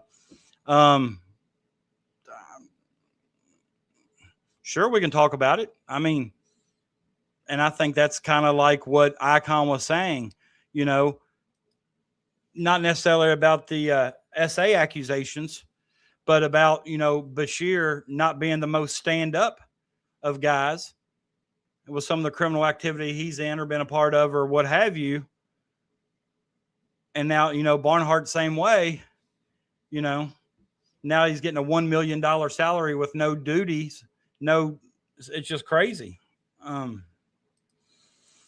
Jake, I do too. I think that's one of the bad things about social media. I think you really do.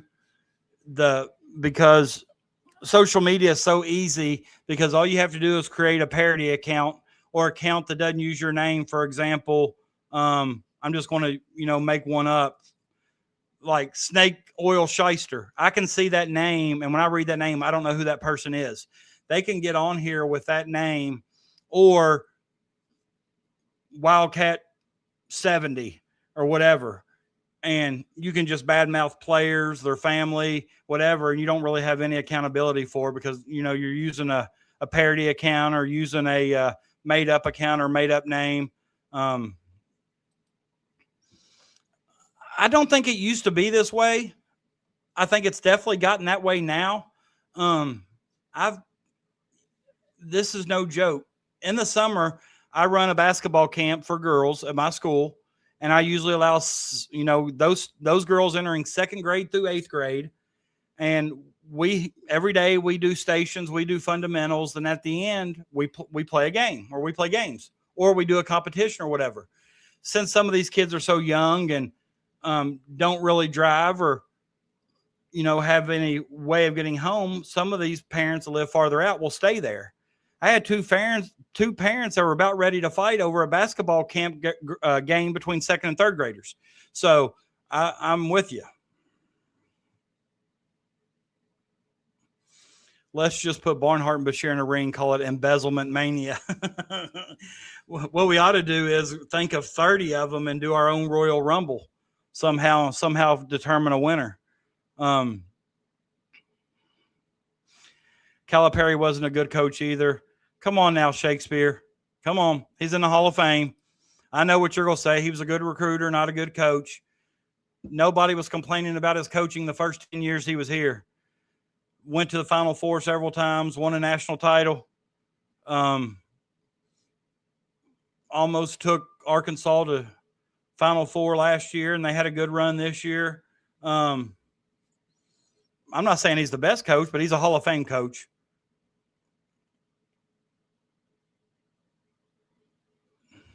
Darlene, a.k.a. Holly. They just tased Ryan. That was down around Jenkins, wasn't it? I think that was down around Jenkins or somewhere in Letcher County. I think it was the county tournament, wasn't it?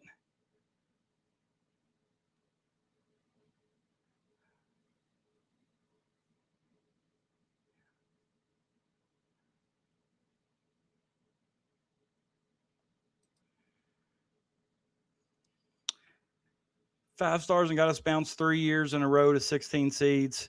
Show me where we lost 3 years in a row to 16 seeds. That's not a true statement. That's not a true statement. St. Peter's was a 15 seed.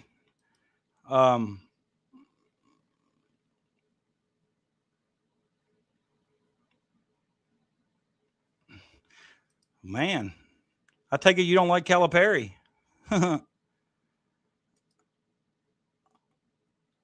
Crash, are you doxing? Are you doxing Holly? We can't have any doxing in the chat. I'm all for players getting paid, but NIL needs to have boundaries. I'm with that 100%. I don't know how you'd even make boundaries right now. I really don't.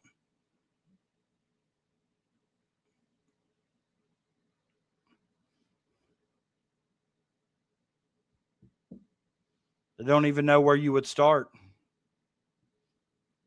In NIL, that's the thing, though. When it first came out, it was name, image, likeness. This is like free agency. This has nothing to do with name, image, and likeness. That was the university using your name, image, and likeness.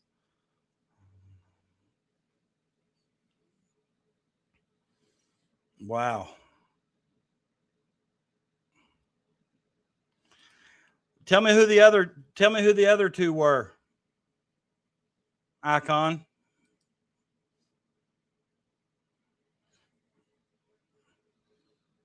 And you said 3 years in a row. Tell me the 3 years and the 3 teams. Good night, man. Thanks for stopping by. I hope to see you again. Appreciate you.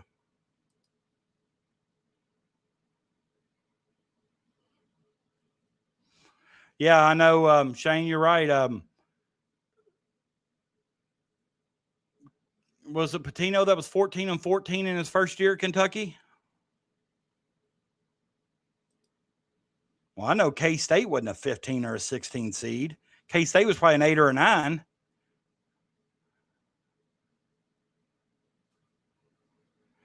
Oakland, not for sure. They were a double-digit seed, but I don't think we'll ever see a Jack Golke performance like we saw that night ever again. That was nuts. But Kentucky didn't do a very good job guarding him either. 15 St. Peter, 7 Kansas State, 14 Oakland. I'll give you there's not much difference between 14 and 16. I'll give you that. But a 7, is that the game where P.J. Washington missed all those free throws after having such a good game?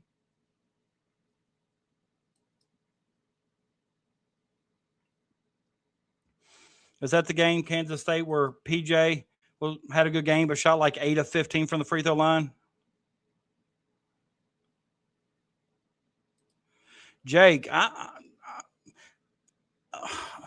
I'll be honest with you. I mean, I made the title of this, Is It Time to Panic? Because that's how I was feeling. I felt like it was time to panic just because I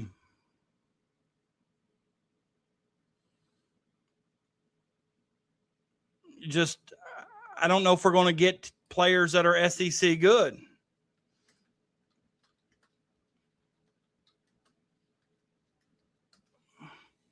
You know what I'm saying? Like, I know there's still some good players left in the portal, but Pope's not giving me any reason to believe that he can lock any of those guys down. And if we do get a commitment, like I'm almost positive we're going to get a commitment from that. Is it that other guy from?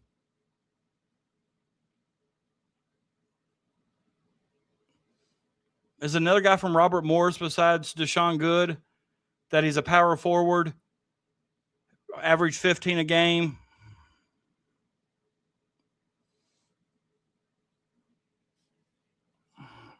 Eight of 20 from the free throw line.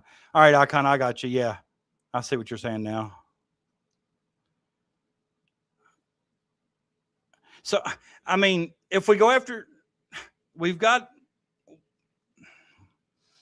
in order to run the 5 out, you almost got to have, you can run a 4 out, 1 in offense that is similar to a dribble drive, and you put somebody in the dunker spot. Like we can do that with Marino, but then we got to have 4 guys on the floor that can all get to the rim.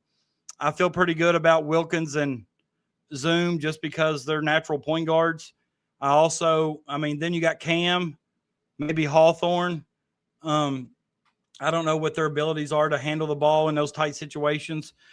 Cam Williams was pretty much a catch and shoot 3-point guy this year. He did start showing some penetration late, but I'm not so sure that'll be our best offense, honestly. I don't know. I don't know what he'll do.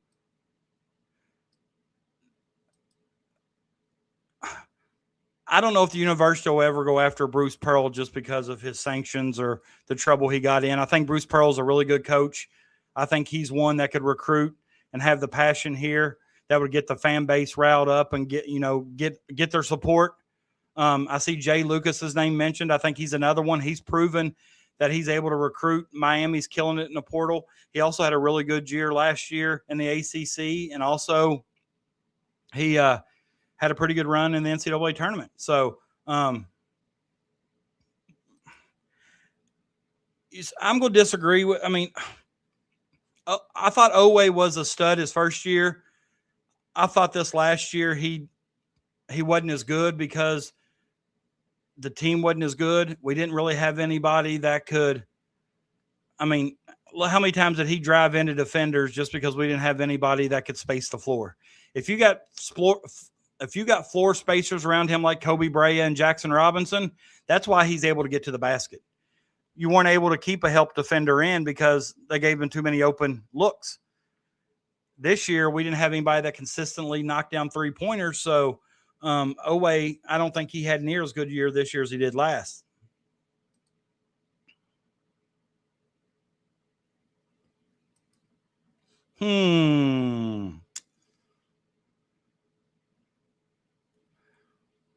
I'll agree with partial that statement. I do think Calipari is living. I'm not going to say all, but a lot of the stuff he's doing and stuff is all stuff he did when he first came to Kentucky and the success he had. I'm not ready to say Pope would have hanged multiple banners. I'm not ready to go there yet. I'm going to need to see a little bit more. The difference is Pope wouldn't be able to get those rosters.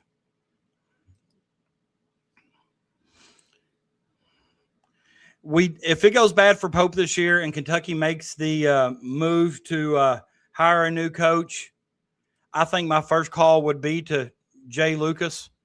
He's young, and I think a lot of these guys nowadays can relate. The AAU circuit guys going to relate to Jay well, but they're also going to like playing for Billy due to his connections to the NBA, and they're going to like the fact that, with his connections that, he's going to be able to develop them and get them to the NBA. Yeah, I remember that. If we beat K-State this year, somebody was upset. I like Jay Lucas too. I really do. I thought our identity was wing zoom variations. Well, it was last year. Is he going to keep the same identity? Or last year we didn't even have an identity. He tried to make the wing zoom variations our identity.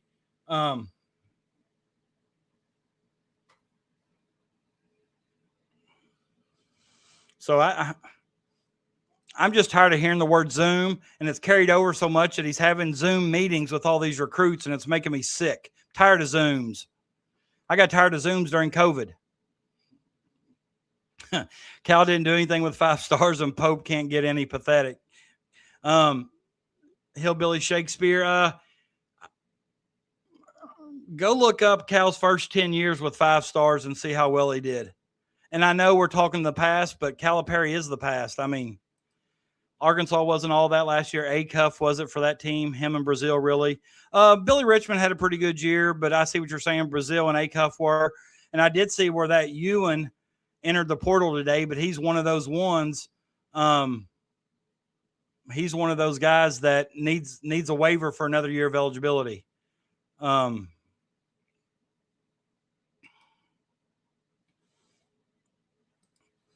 With the teams Calipari had, there is 0 excuses why there wasn't 2 or 3 banners. I'm not disagreeing with that. I will agree with that.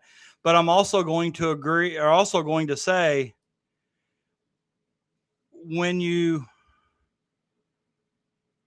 have to win 6 or 7 straight games of losing your go home basketball, you're going to have some bad nights. Now, there's no excuse for Oakland, no excuse for St. Peter's. There's nothing I can do that's going to justify those losses. Those are 2 bad losses. But if you remember, that happens. I just remember Duke and Mercer, Duke and Lehigh. But I definitely think Cal should have had more titles.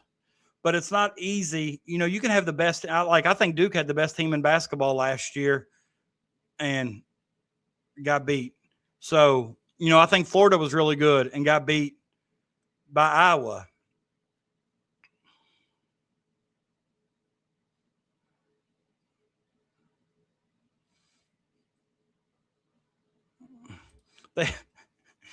They use more than Zoom. They use floppies and boppies. Do they use any Ricky action? Any Spain action?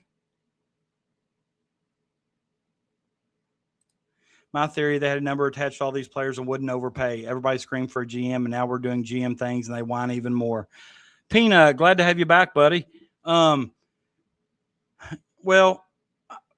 they're saying that, this Keegan Brown's not really a GM. He's just kind of helped with the roster management construction.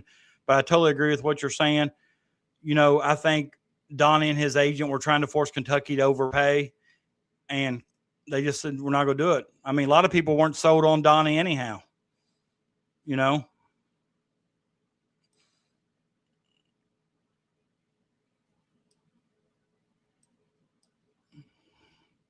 Yeah, so survive in advance. That's why I said it's tough to win 6 games in a row to be crowned a national championship team.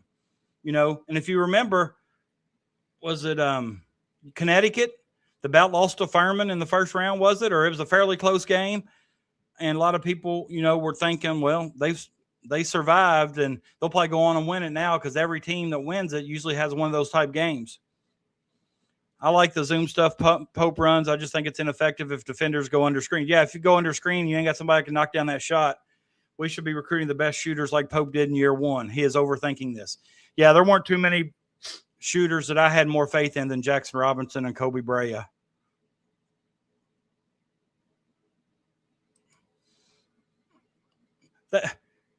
I heard that St. John's offered $750,000 more and Pope wasn't going to go that much. That's what I heard. They just waited to raise till maybe it's too late. Okay. Seems to me Kansas and Kentucky both in on Stokes and Momchilovich. One goes here, one goes there. Stokes is going to Oregon, Peanut. Say you heard it here first. Sean Miller, is he Arizona? Who was the UC coach? What Miller was at UC?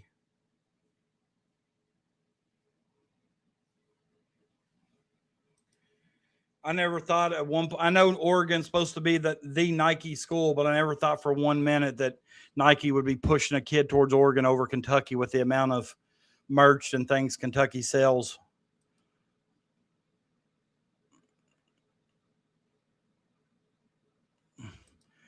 That there's a lot of truth to that as well. It's very hypocritical. I'm not going to deny that.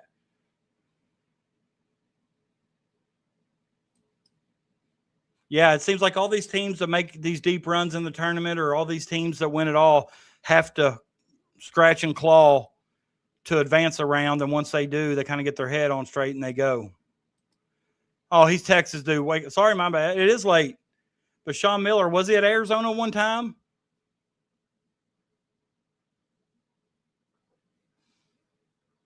Tell me if I'm wrong. All right, David. Thank you, buddy.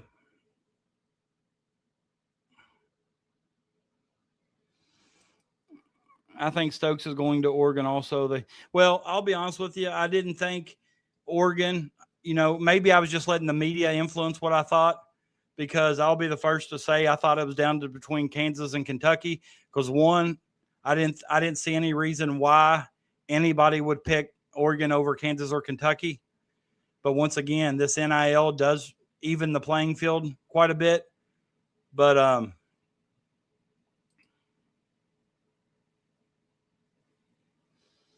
there's a lot of truth to this too. And I thought there were times this year, especially this year, I thought there were times of too much one-on-one, too much isolation, too much dribble around in circles till you got a shot. He paid Ayton pre-NIL. That's right, he did. That's right. He ought to come back and he ought to go back and ask Arizona for some severance pay or something because it's legal now. I've said since last Tuesday it would be Oregon. I see a lot of people doing that.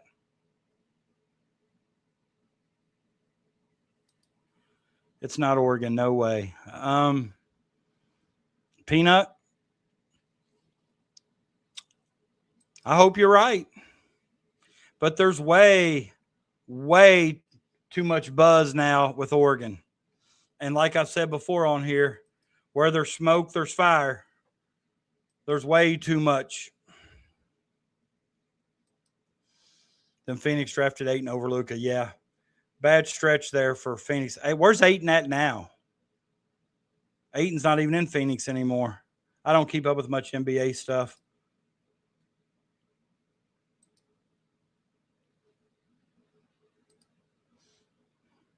Yeah, but you know, that's the thing. Ayton's with the Lakers, okay. Nike won't. No, I think they've made it clear, and he's even had those, you know, those ads, checks over stripes. I think it's clear he's going to a Nike school, but he really wants to play at Kansas, but he hates Adidas. Kansas, Self's even trying to put the guilt trip on him. Only reason I didn't retire so I could coach you, and he just doesn't want to play for Pope for whatever reason. I think it would definitely help get the fan base back on track. But here's what I'm seeing. I'm seeing a lot of crystal balls right now to UCLA, and maybe he likes that little coach, Mick Cronin. Couldn't think of his name. Half of BBN is hypocrites at the end. I think you're shortchanging them. I think there's a small percentage of the fan base that's very toxic, but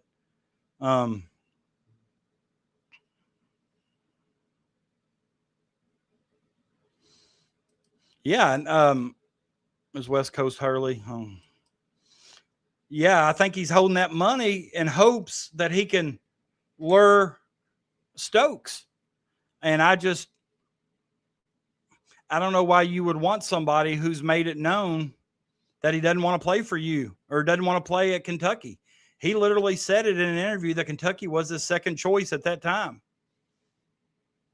So, and to me, if you had to rank, I'd say he would still go to Kansas before Kentucky. But yeah, that's what I'm hearing too, Chris, is going to UCLA. Mick Cronin, that is a very good word to describe Mick Cronin as unhinged.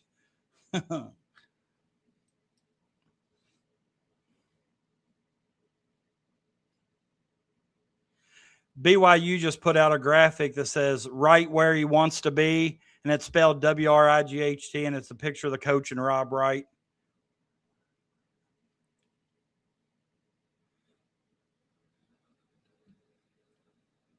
Listen to this. Hold up. Let me share this. It's kind of, well, no big news or anything, but look what Rob Wright's comment is here. Ultimately, I just wanted to play for Kentucky. I didn't think I wanted to play for another coach. So I think some of that is him saving face on not using Kentucky for a little leverage. But he's saying he wanted to play for Kentucky. He just didn't want to play for Pope, or he didn't want to play for another coach other than BYU. But just remember, guys, we got Zion and Braden Hawthorne today. Hopefully those two can get the fan base going. Nothing is done until it says committed next to the name. Look at the crystal balls, Kentucky. Well, that's a true statement too, because, you know, Donnie Freeman was a done deal. Billy Gillespie, 2 years, 40 and 27. Mark Pope, 46 and 26. Yeah, very similar records. Although I do find Mark Pope to be much more likable by his players than Billy G. If you don't follow Perry Stevenson on Twitter, give him a follow. He's always talking about the times with Billy Clyde and how rough and mean he was. It does seem like a weird thing to say, especially with the picture of him hugging ultimately, I just want to play for Kentucky. I didn't think I wanted to play for another coach. Gillespie was losing to schools like Gardner-Webb, Evansville, San Diego. I mean, he was losing to a lot. I said both Hawthorne brothers. I'd put a picture of them up there. That's him. That's Braden on the right. Well, my right, and that's Zion on the left. Their mom put that up there. And if you look right here, below the Nike on Braden, the tall one, it says Kenny Payne. He got Kenny Payne to autograph his shirt in 2015. I think that's awesome. But here you go. Here's Braden. Here's you know, and I don't know a lot from Zion. I really don't. But I did look up where he was a top 16 player in the state of West Virginia. So he had other D1 offers. The other, Wichita State was the biggest of his other offers. But what I'm hearing is he's going to take one of those last few spots that walk-ons generally take, that now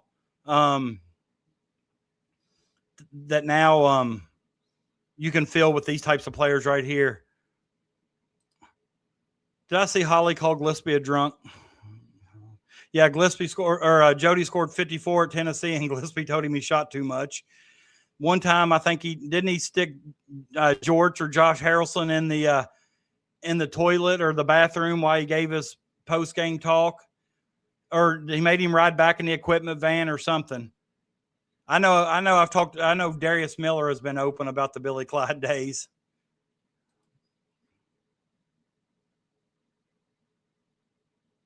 Joe Tipton on 3. Yeah. Tipton usually has a lot of good stuff. And if he's already doing an article, that tells me that it might have some smoke behind it. If we want top end talent and we keep Pope, he only has one choice now. He has to develop Diallo, Wilkins, and Marino into first-round picks. Then the perspectives will change. Well, I'm not looking for the perspectives to change. I think Wilkins has a chance to be a first-round pick. William Quinn, if you're new here, please subscribe for me. I don't know if I've seen your name in the chat before. Hell, I'd even take Bob Huggins. Yeah, I mean, hire Derek Anderson to help. And I have seen a lot of people say that there's an open coaching position. But after the way Derek Anderson talked on KSR about Pope, I don't see him being on staff. I really don't. I could be wrong, but I just don't see it happening. Thanks, you, William. Appreciate it. It's tipped in the shams of the college hoops portal. He gets an awful lot of information. I don't know if he's the shams, but he gets an awful lot of information. I would love for it to be Rondo, especially with Rondo's kid coming up. He was an 8th grader this year for Oldham County. I'm not for sure if y'all got a chance to watch him play. Pierre Rondo. I think he's going to be able to pick where he wants to play in a couple of years.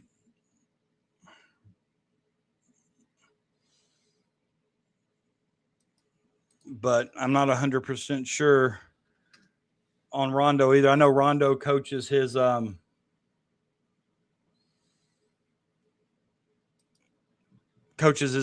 team. Damn, I just looked and saw my Celtics got beat tonight. I ain't happy about that. I guarantee Bruce Pearl will take the job in a second. Yeah, we talked about that. I know if Barnhart was staying, there would be zero chances that Pearl would be hired. But with him leaving, maybe it is an opportunity. But with the sanctions and things he's had, I just don't see Pearl be given an opportunity. I'd take Rick back before we ever tried to get Bruce.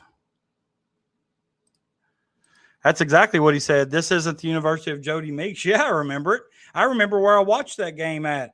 I watched that with the Toddcast when he lived out on a couple miles out of town. Yeah. Celtics, they'll get it back.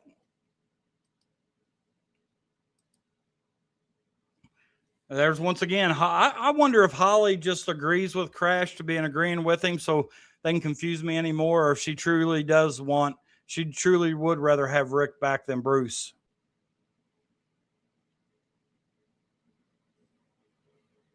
This is kind of the way I feel. I wouldn't want Pearl either. I know the man can coach. His success speaks for itself, but I don't think I want him. Who? I don't even know who that is. Or maybe I'm just not recognizing the name.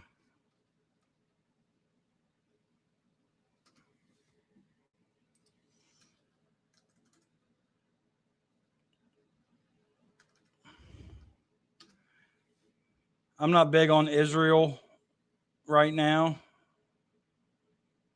Georgetown Big Center 7-1. I mean, did you all see, was it Auburn they got like 4 7-footers on their roster? Oh, yeah, okay. I do recognize that name now.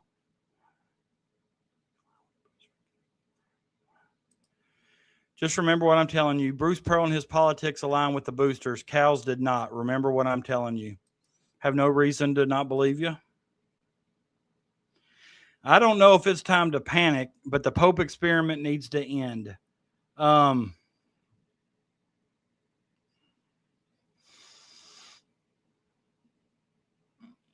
I think that's a common thought for the fan base right now. I even saw somebody on Twitter put up a tweet today, said, like this post if you want Pope fired. And there were quite a few likes at the time I saw it. Of course, I didn't like it. And I think sometimes what clouds mine, man, is because I'm a coach myself. And I know how hard it is sometimes when you got everybody questioning you and you got every parent blasting you on social media. Of course, at the high school level, you don't really get a lot of parents bashing players or their families or anything like that. But I've had it done to me. I've had parents wait on me when I leave. I've said it earlier that my kids won't even go watch me coach because they don't like the stuff that the parents say. But I don't know about that, Toddcast. I ain't going that far.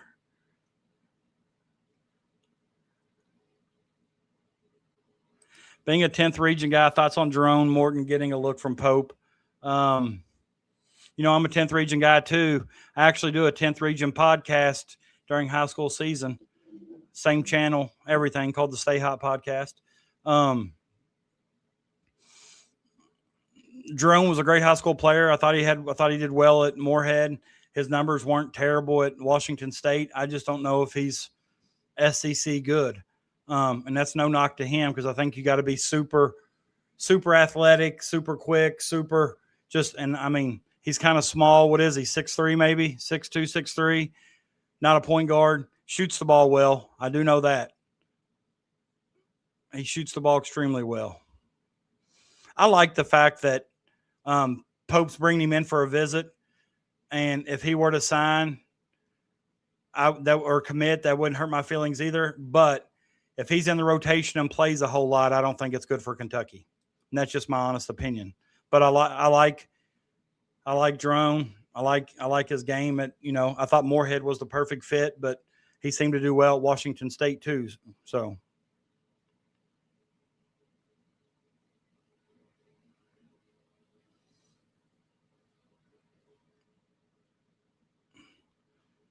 This is very nasty and harmful to what Kentucky is doing. Stop being so negative. At least the fans could be number one. I'm not really for sure what you're talking about. I'm not trying to be negative if it's me. I'm just trying to be honest. I don't have any faith that Pope can lock down a big time recruit. I wish Pope would make a video to all his UK haters and BBN and tell them to stop acting like a bunch of mental patients, to remind them of what he did and how bad it was before him. A lot of the same ones that are complaining now are the same ones that were complaining Cal's last 5 years. And I could make the argument that Pope's first 2 years were just as good, if not better, than some of Cal's last couple of years.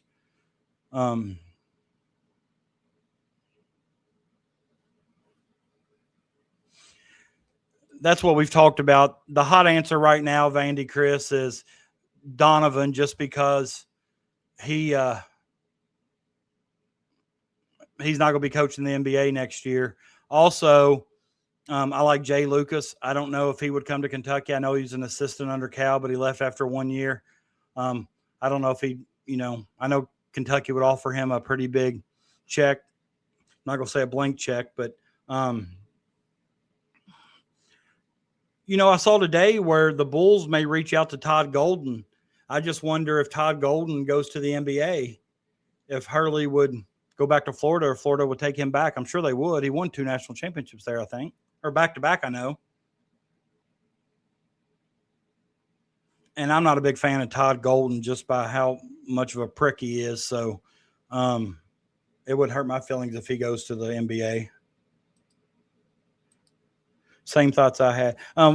What 10th region school are you from? You appear to be an Eagles fan.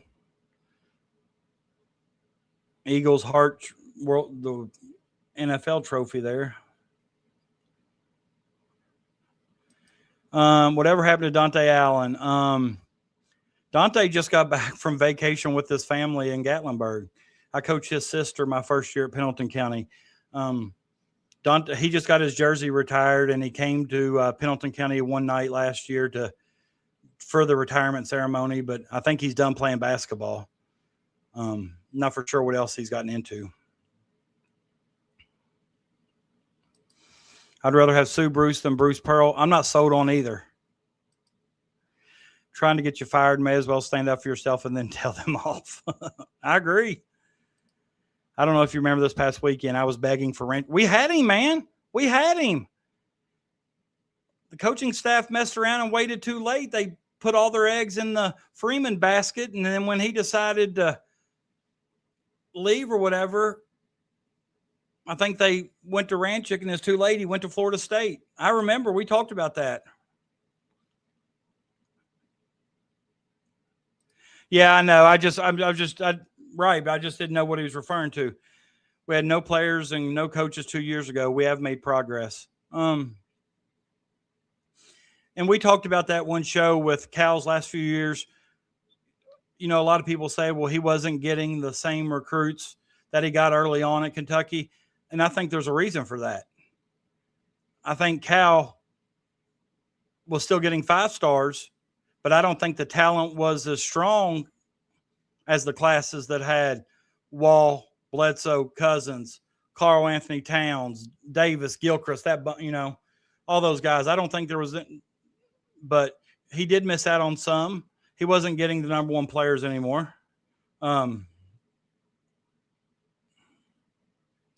Yeah, that's what I heard too. I heard he gave kind of a silent commitment before he left and then used this as leverage to get more money. Yeah. And that's the point I was trying to make earlier. Like, I don't care. You can have a civil conversation with somebody if you disagree. Thank you, man. Appreciate you coming by. I hope to see you next time. I would say that I'm going to be on the next time Kentucky has a commitment, but I don't know how long that's going to be. Hopefully tomorrow we get a commitment, but new rule, no commitment in 24 hours, move on. I'd be all right with that. I think once you have a visit, if you don't commit at the visit, you move on. I know some of them like to go and talk to families and stuff, but when they start talking to their agents and stuff and the agents start getting more money, and I have serious doubts that Golden Lee's, even after the story broke, Chicago might be interested. The other big announced he is returning. Both home and coming back. He probably stays. Yeah. And that Hof, whatever, that kid's a first-round draft pick, and he's staying. You don't see many first-round draft picks anymore come back for another year of college. Yeah, I mean, I can see Vandy being a lead again. I'm craving peanut butter. What about peanut butter posse? I'm pretty sure St. John's coming to Rupp next season. I think they're supposed to. We went to New York this year, and that'll be a fun time. Yeah, I heard. That's what I heard. That Golden State, is not retaining Steve Kerr, and that Golden could take Steve Kerr's place. That's what I heard. Yeah, like I said, don't know if there's truth to that. I think a lot of it depends how much you like to coach too. I don't know how much coaching's involved in the NBA level. Those guys are so talented. You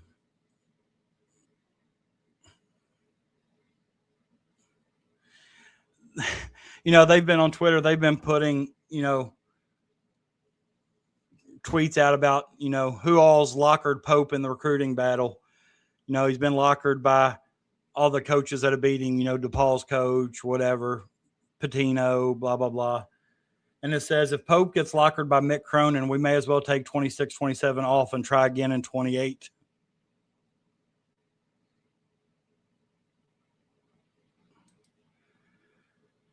Whew. That is crazy to think about. And I just said earlier too, you may not have been here yet. I just said earlier that with the NCAA football expanding their playoffs to 12 teams, it's not out of the realm of possibility that Kentucky can't make that top 12. It is brutal, man. It is. It ain't for the faint, that's for sure. Look how many guys have been hurt the last 2 years. We spent over $10 million for guys to sit on the bench. Maybe that's why Pope didn't want Freeman or was afraid to pay that high.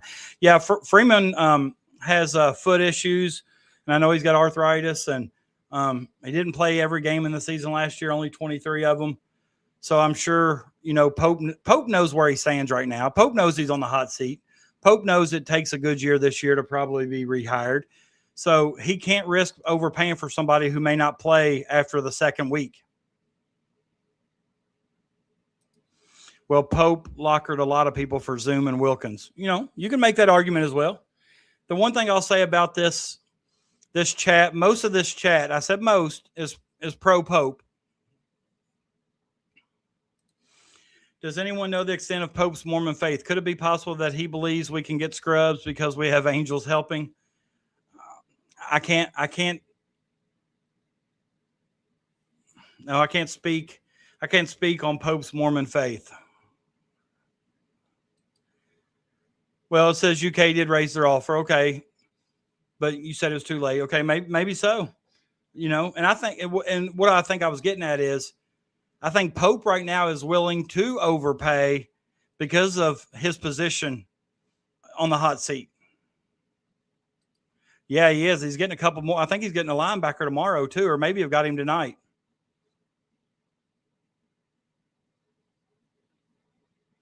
Yeah, I really thought Stackhouse would do all right at Vandy. I really did. Overpay for two more good players and build around what we got. The rest has to be coaching.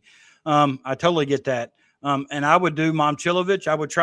I would go to him and say, hey, Thomas Hoff or whatever his name is with Condon, they're both coming back.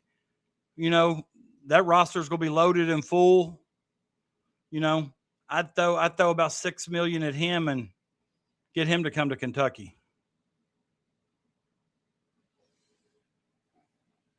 That's a good question, Jake. I remember him discussing that deal, but I don't remember.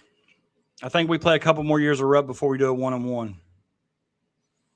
Pope hasn't really coached poorly, injuries, and one bad roster construction that everyone was on board with. Yeah, and I think it's pronounced Hauk. Okay, Hauk. I think now that you say that, I remember that. That kid's a nice player. He's a first-round draft pick right now. But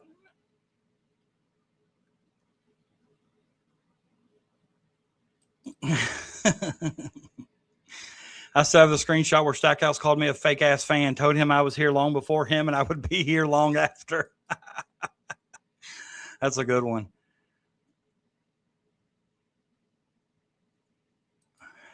We all thought it was F4 or bust. I mean, I think when they first saw the roster, but I think that's one of the negative downfalls to the fan base too, is everybody Kentucky signs or gets a commitment from is the best player in the world. They hype him up.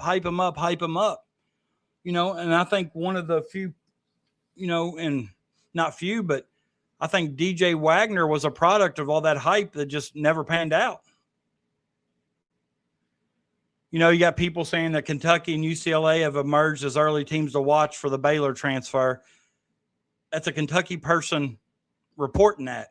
I'd like to see it from somebody with inside the Kentucky coaching staff or athletic department saying Kentucky's done something other than a Zoom with him.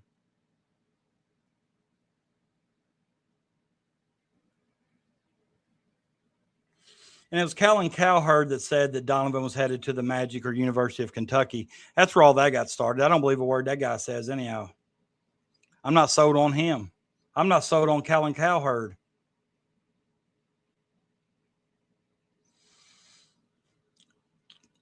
Angie T from Kentucky, or Angie or Taylor AKTNKY on Twitter says, hear me out. Pope moves to GM. Billy D moves to coach. That's not happening.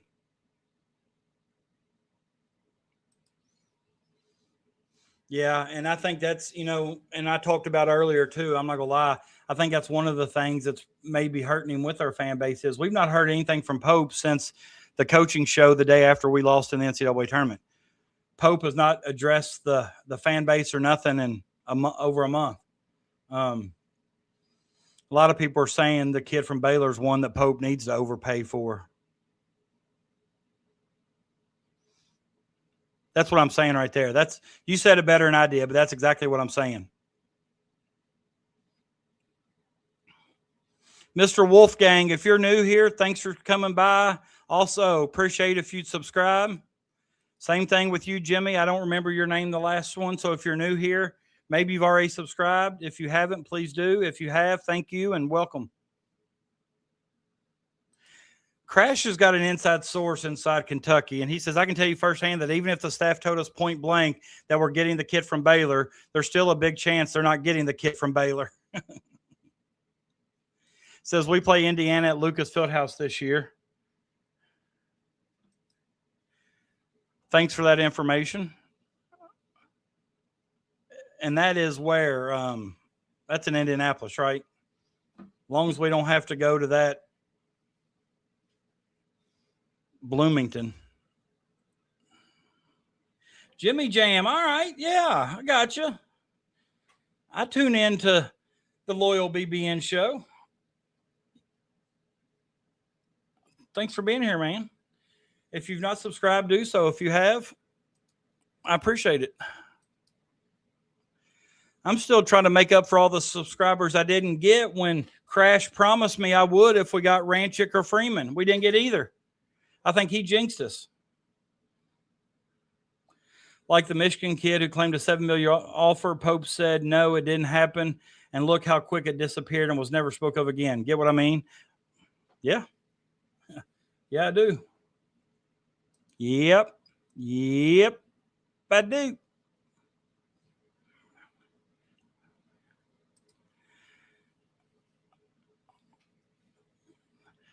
Jimmy Jam, good to see you in the chat, brother. When is you and Miss Lee are going to be back on? Love y'all. Love you guys' show. Oh, I like the Loyal BB fan. I like him on Twitter. Yeah, I like the show. You the man. I'll accept that burden of responsibility. See, that's what we like. Accountability. Accountability. And look, you've done it to me again. I said I wasn't going to be on here long, and 2 hours and 25 minutes later, I'm still here. I'm about to be done. There's nothing you can do tonight unless you tell me Stokes is committing. And I know I ain't going to believe you if you tell me so.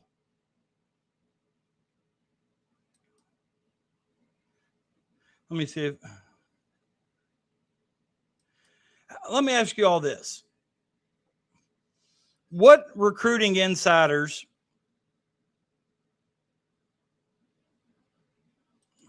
agree 100%? We will be on tomorrow night at 7. So tomorrow night at 7, guys, if you ain't doing nothing, be sure to check it out. Check out the Loyal BBN. Yeah, check it out.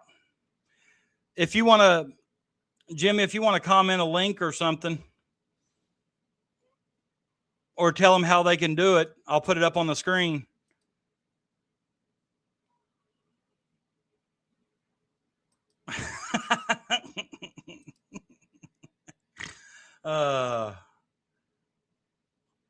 Look what Holly says. She believes you, Crash. See, you shouldn't do that to her. You trying to be funny, got her hopes up. Holly, you ought to knock him out. Knock him out, Holly. Your all's names together is Crash Holly. You remember that wrestler, Crash Holly?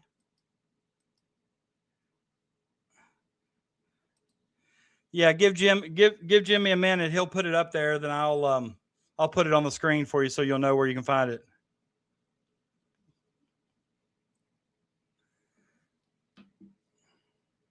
There you go, pal, right in the kisser. But no, what recruiting insiders do you all trust? How much trust do you all give Trilly? Do you all trust Trilly Donovan? I used to put a lot of faith in Trilly, but I've seen him be wrong here recently, so I didn't know, like, if there's ones you all trust.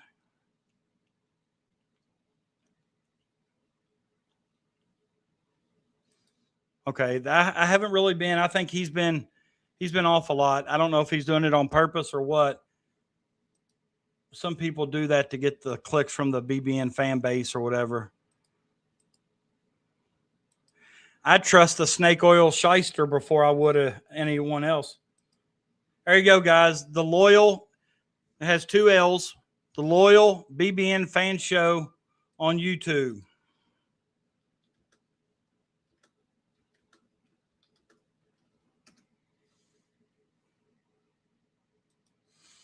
Go to it right now. Open up another one. Go to it right now and subscribe. My man's got over 4,100 subscribers. Wow. And he's been 826 videos. Wow.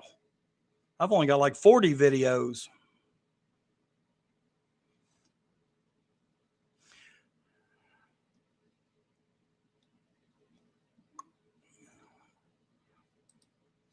Yeah, I don't want that. I don't want Stokes to turn into some Shaden Sharp situation. We can come watch him warm up. Yeah, we talked about this earlier, and I just, the same thing with Denzel Aberdeen. I hope none of them get this additional year of eligibility. Some of these guys are already 26, 27 years old. That guy that played for Auburn, Baker, Chad Baker Mazzaro, whatever, he's like 26. Yeah, and, I'm just not ready. I don't want another year, and I don't want Denzel Aberdeen to get another year of eligibility so he can go back to Florida, the team that didn't want him, after being at Kentucky. Yeah, Devin Askew has played he's been on like 7 different teams in 7 years. When I saw he was in the portal the other day, I actually tweeted it and asked if he was capable of playing the 4. Some people didn't see my humor. Aaron Bradshaw, another former Kentucky player, also in the portal. Yeah, Jimmy, we've talked about Donovan quite a bit.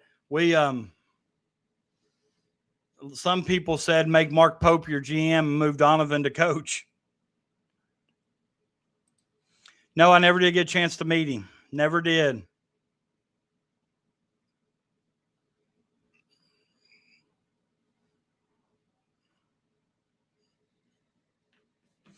Well, he was definitely at UK. I think, was it UK in 2019? I'm sorry if I moved that off too quick. I'll put it back up there. I moved it when I got another comment.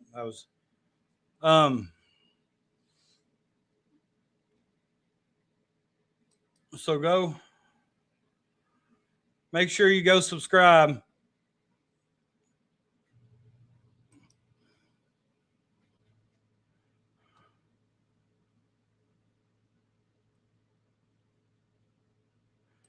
The only time I really spent with Joe B. Hall was with his statue out in front of their dorm on that bench. And I used to, at the state tournament, I used to always tune in to the Joe and Denny show down at the bottom of Rupp. That was always kind of fun to watch.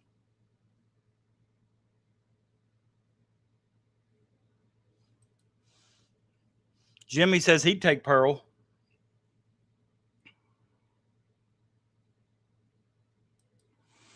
See, Crash, see what you've done. See what you've done. You started all kinds of chaos. He was joking, Vandy, Chris.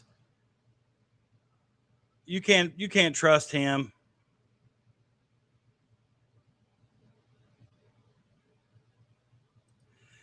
It's not that he's not a great coach. Back when it wasn't legal, he was paying people out of pizza boxes and McDonald's bags. I don't think the University of Kentucky is going to pay somebody with that kind of. I just don't think they'd hire somebody with those sanctions.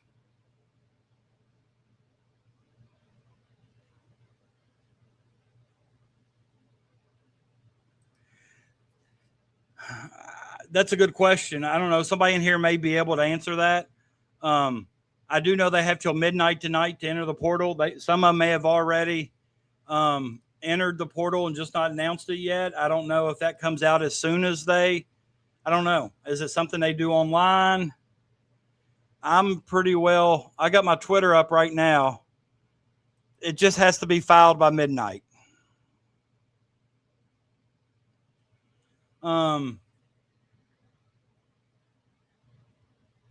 I'm looking right now.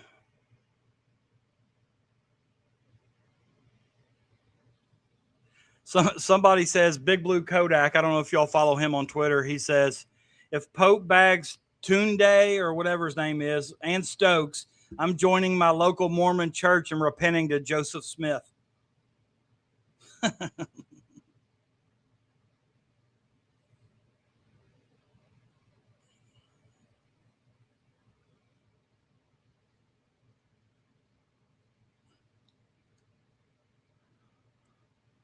How many Red fans on here? Y'all watch the Reds come out of their hit and slump tonight? They were doing yard work tonight. It was like home run derby. Ellie ended up hitting 2 tonight.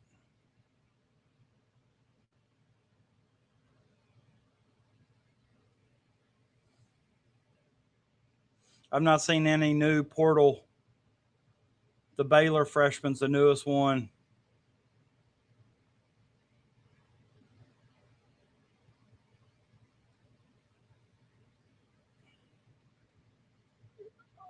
This ain't basketball related, but y'all want to see something nasty? Hold on here.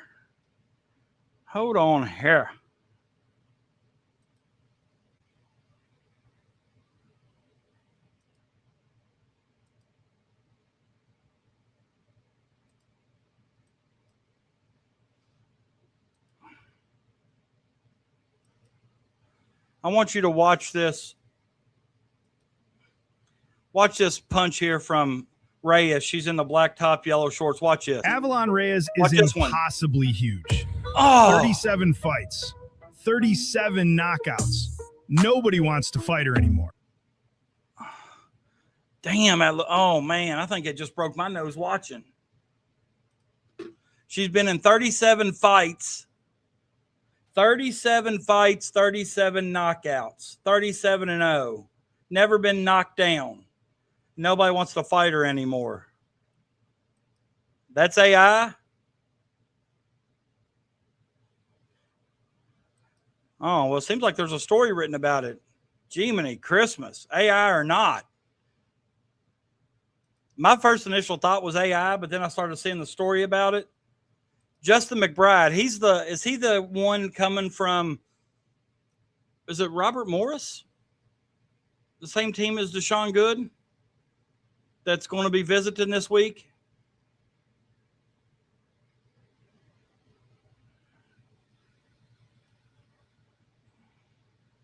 That's what I was thinking too. She didn't look real.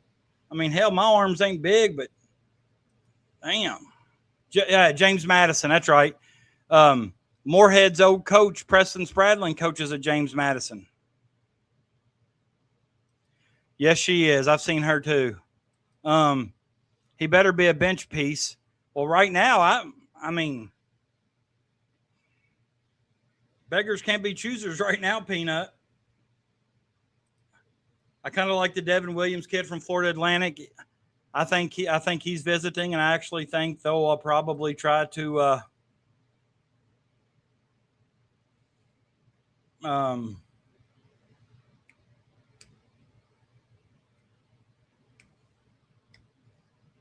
think he's visiting, but I think he's one that'll probably sign.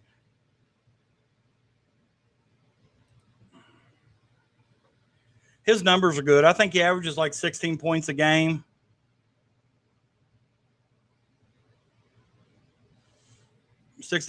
I'll look it up for you right here. But yeah, I did look him up earlier, but I can't remember. Justin McBride, JMU stats.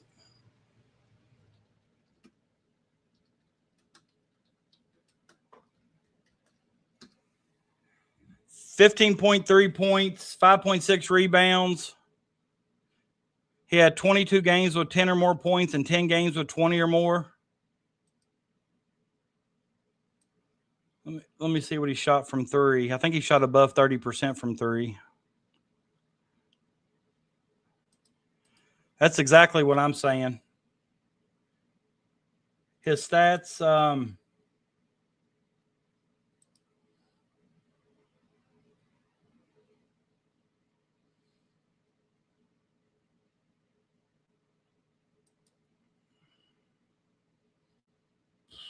he's a career 40% three-point shooter.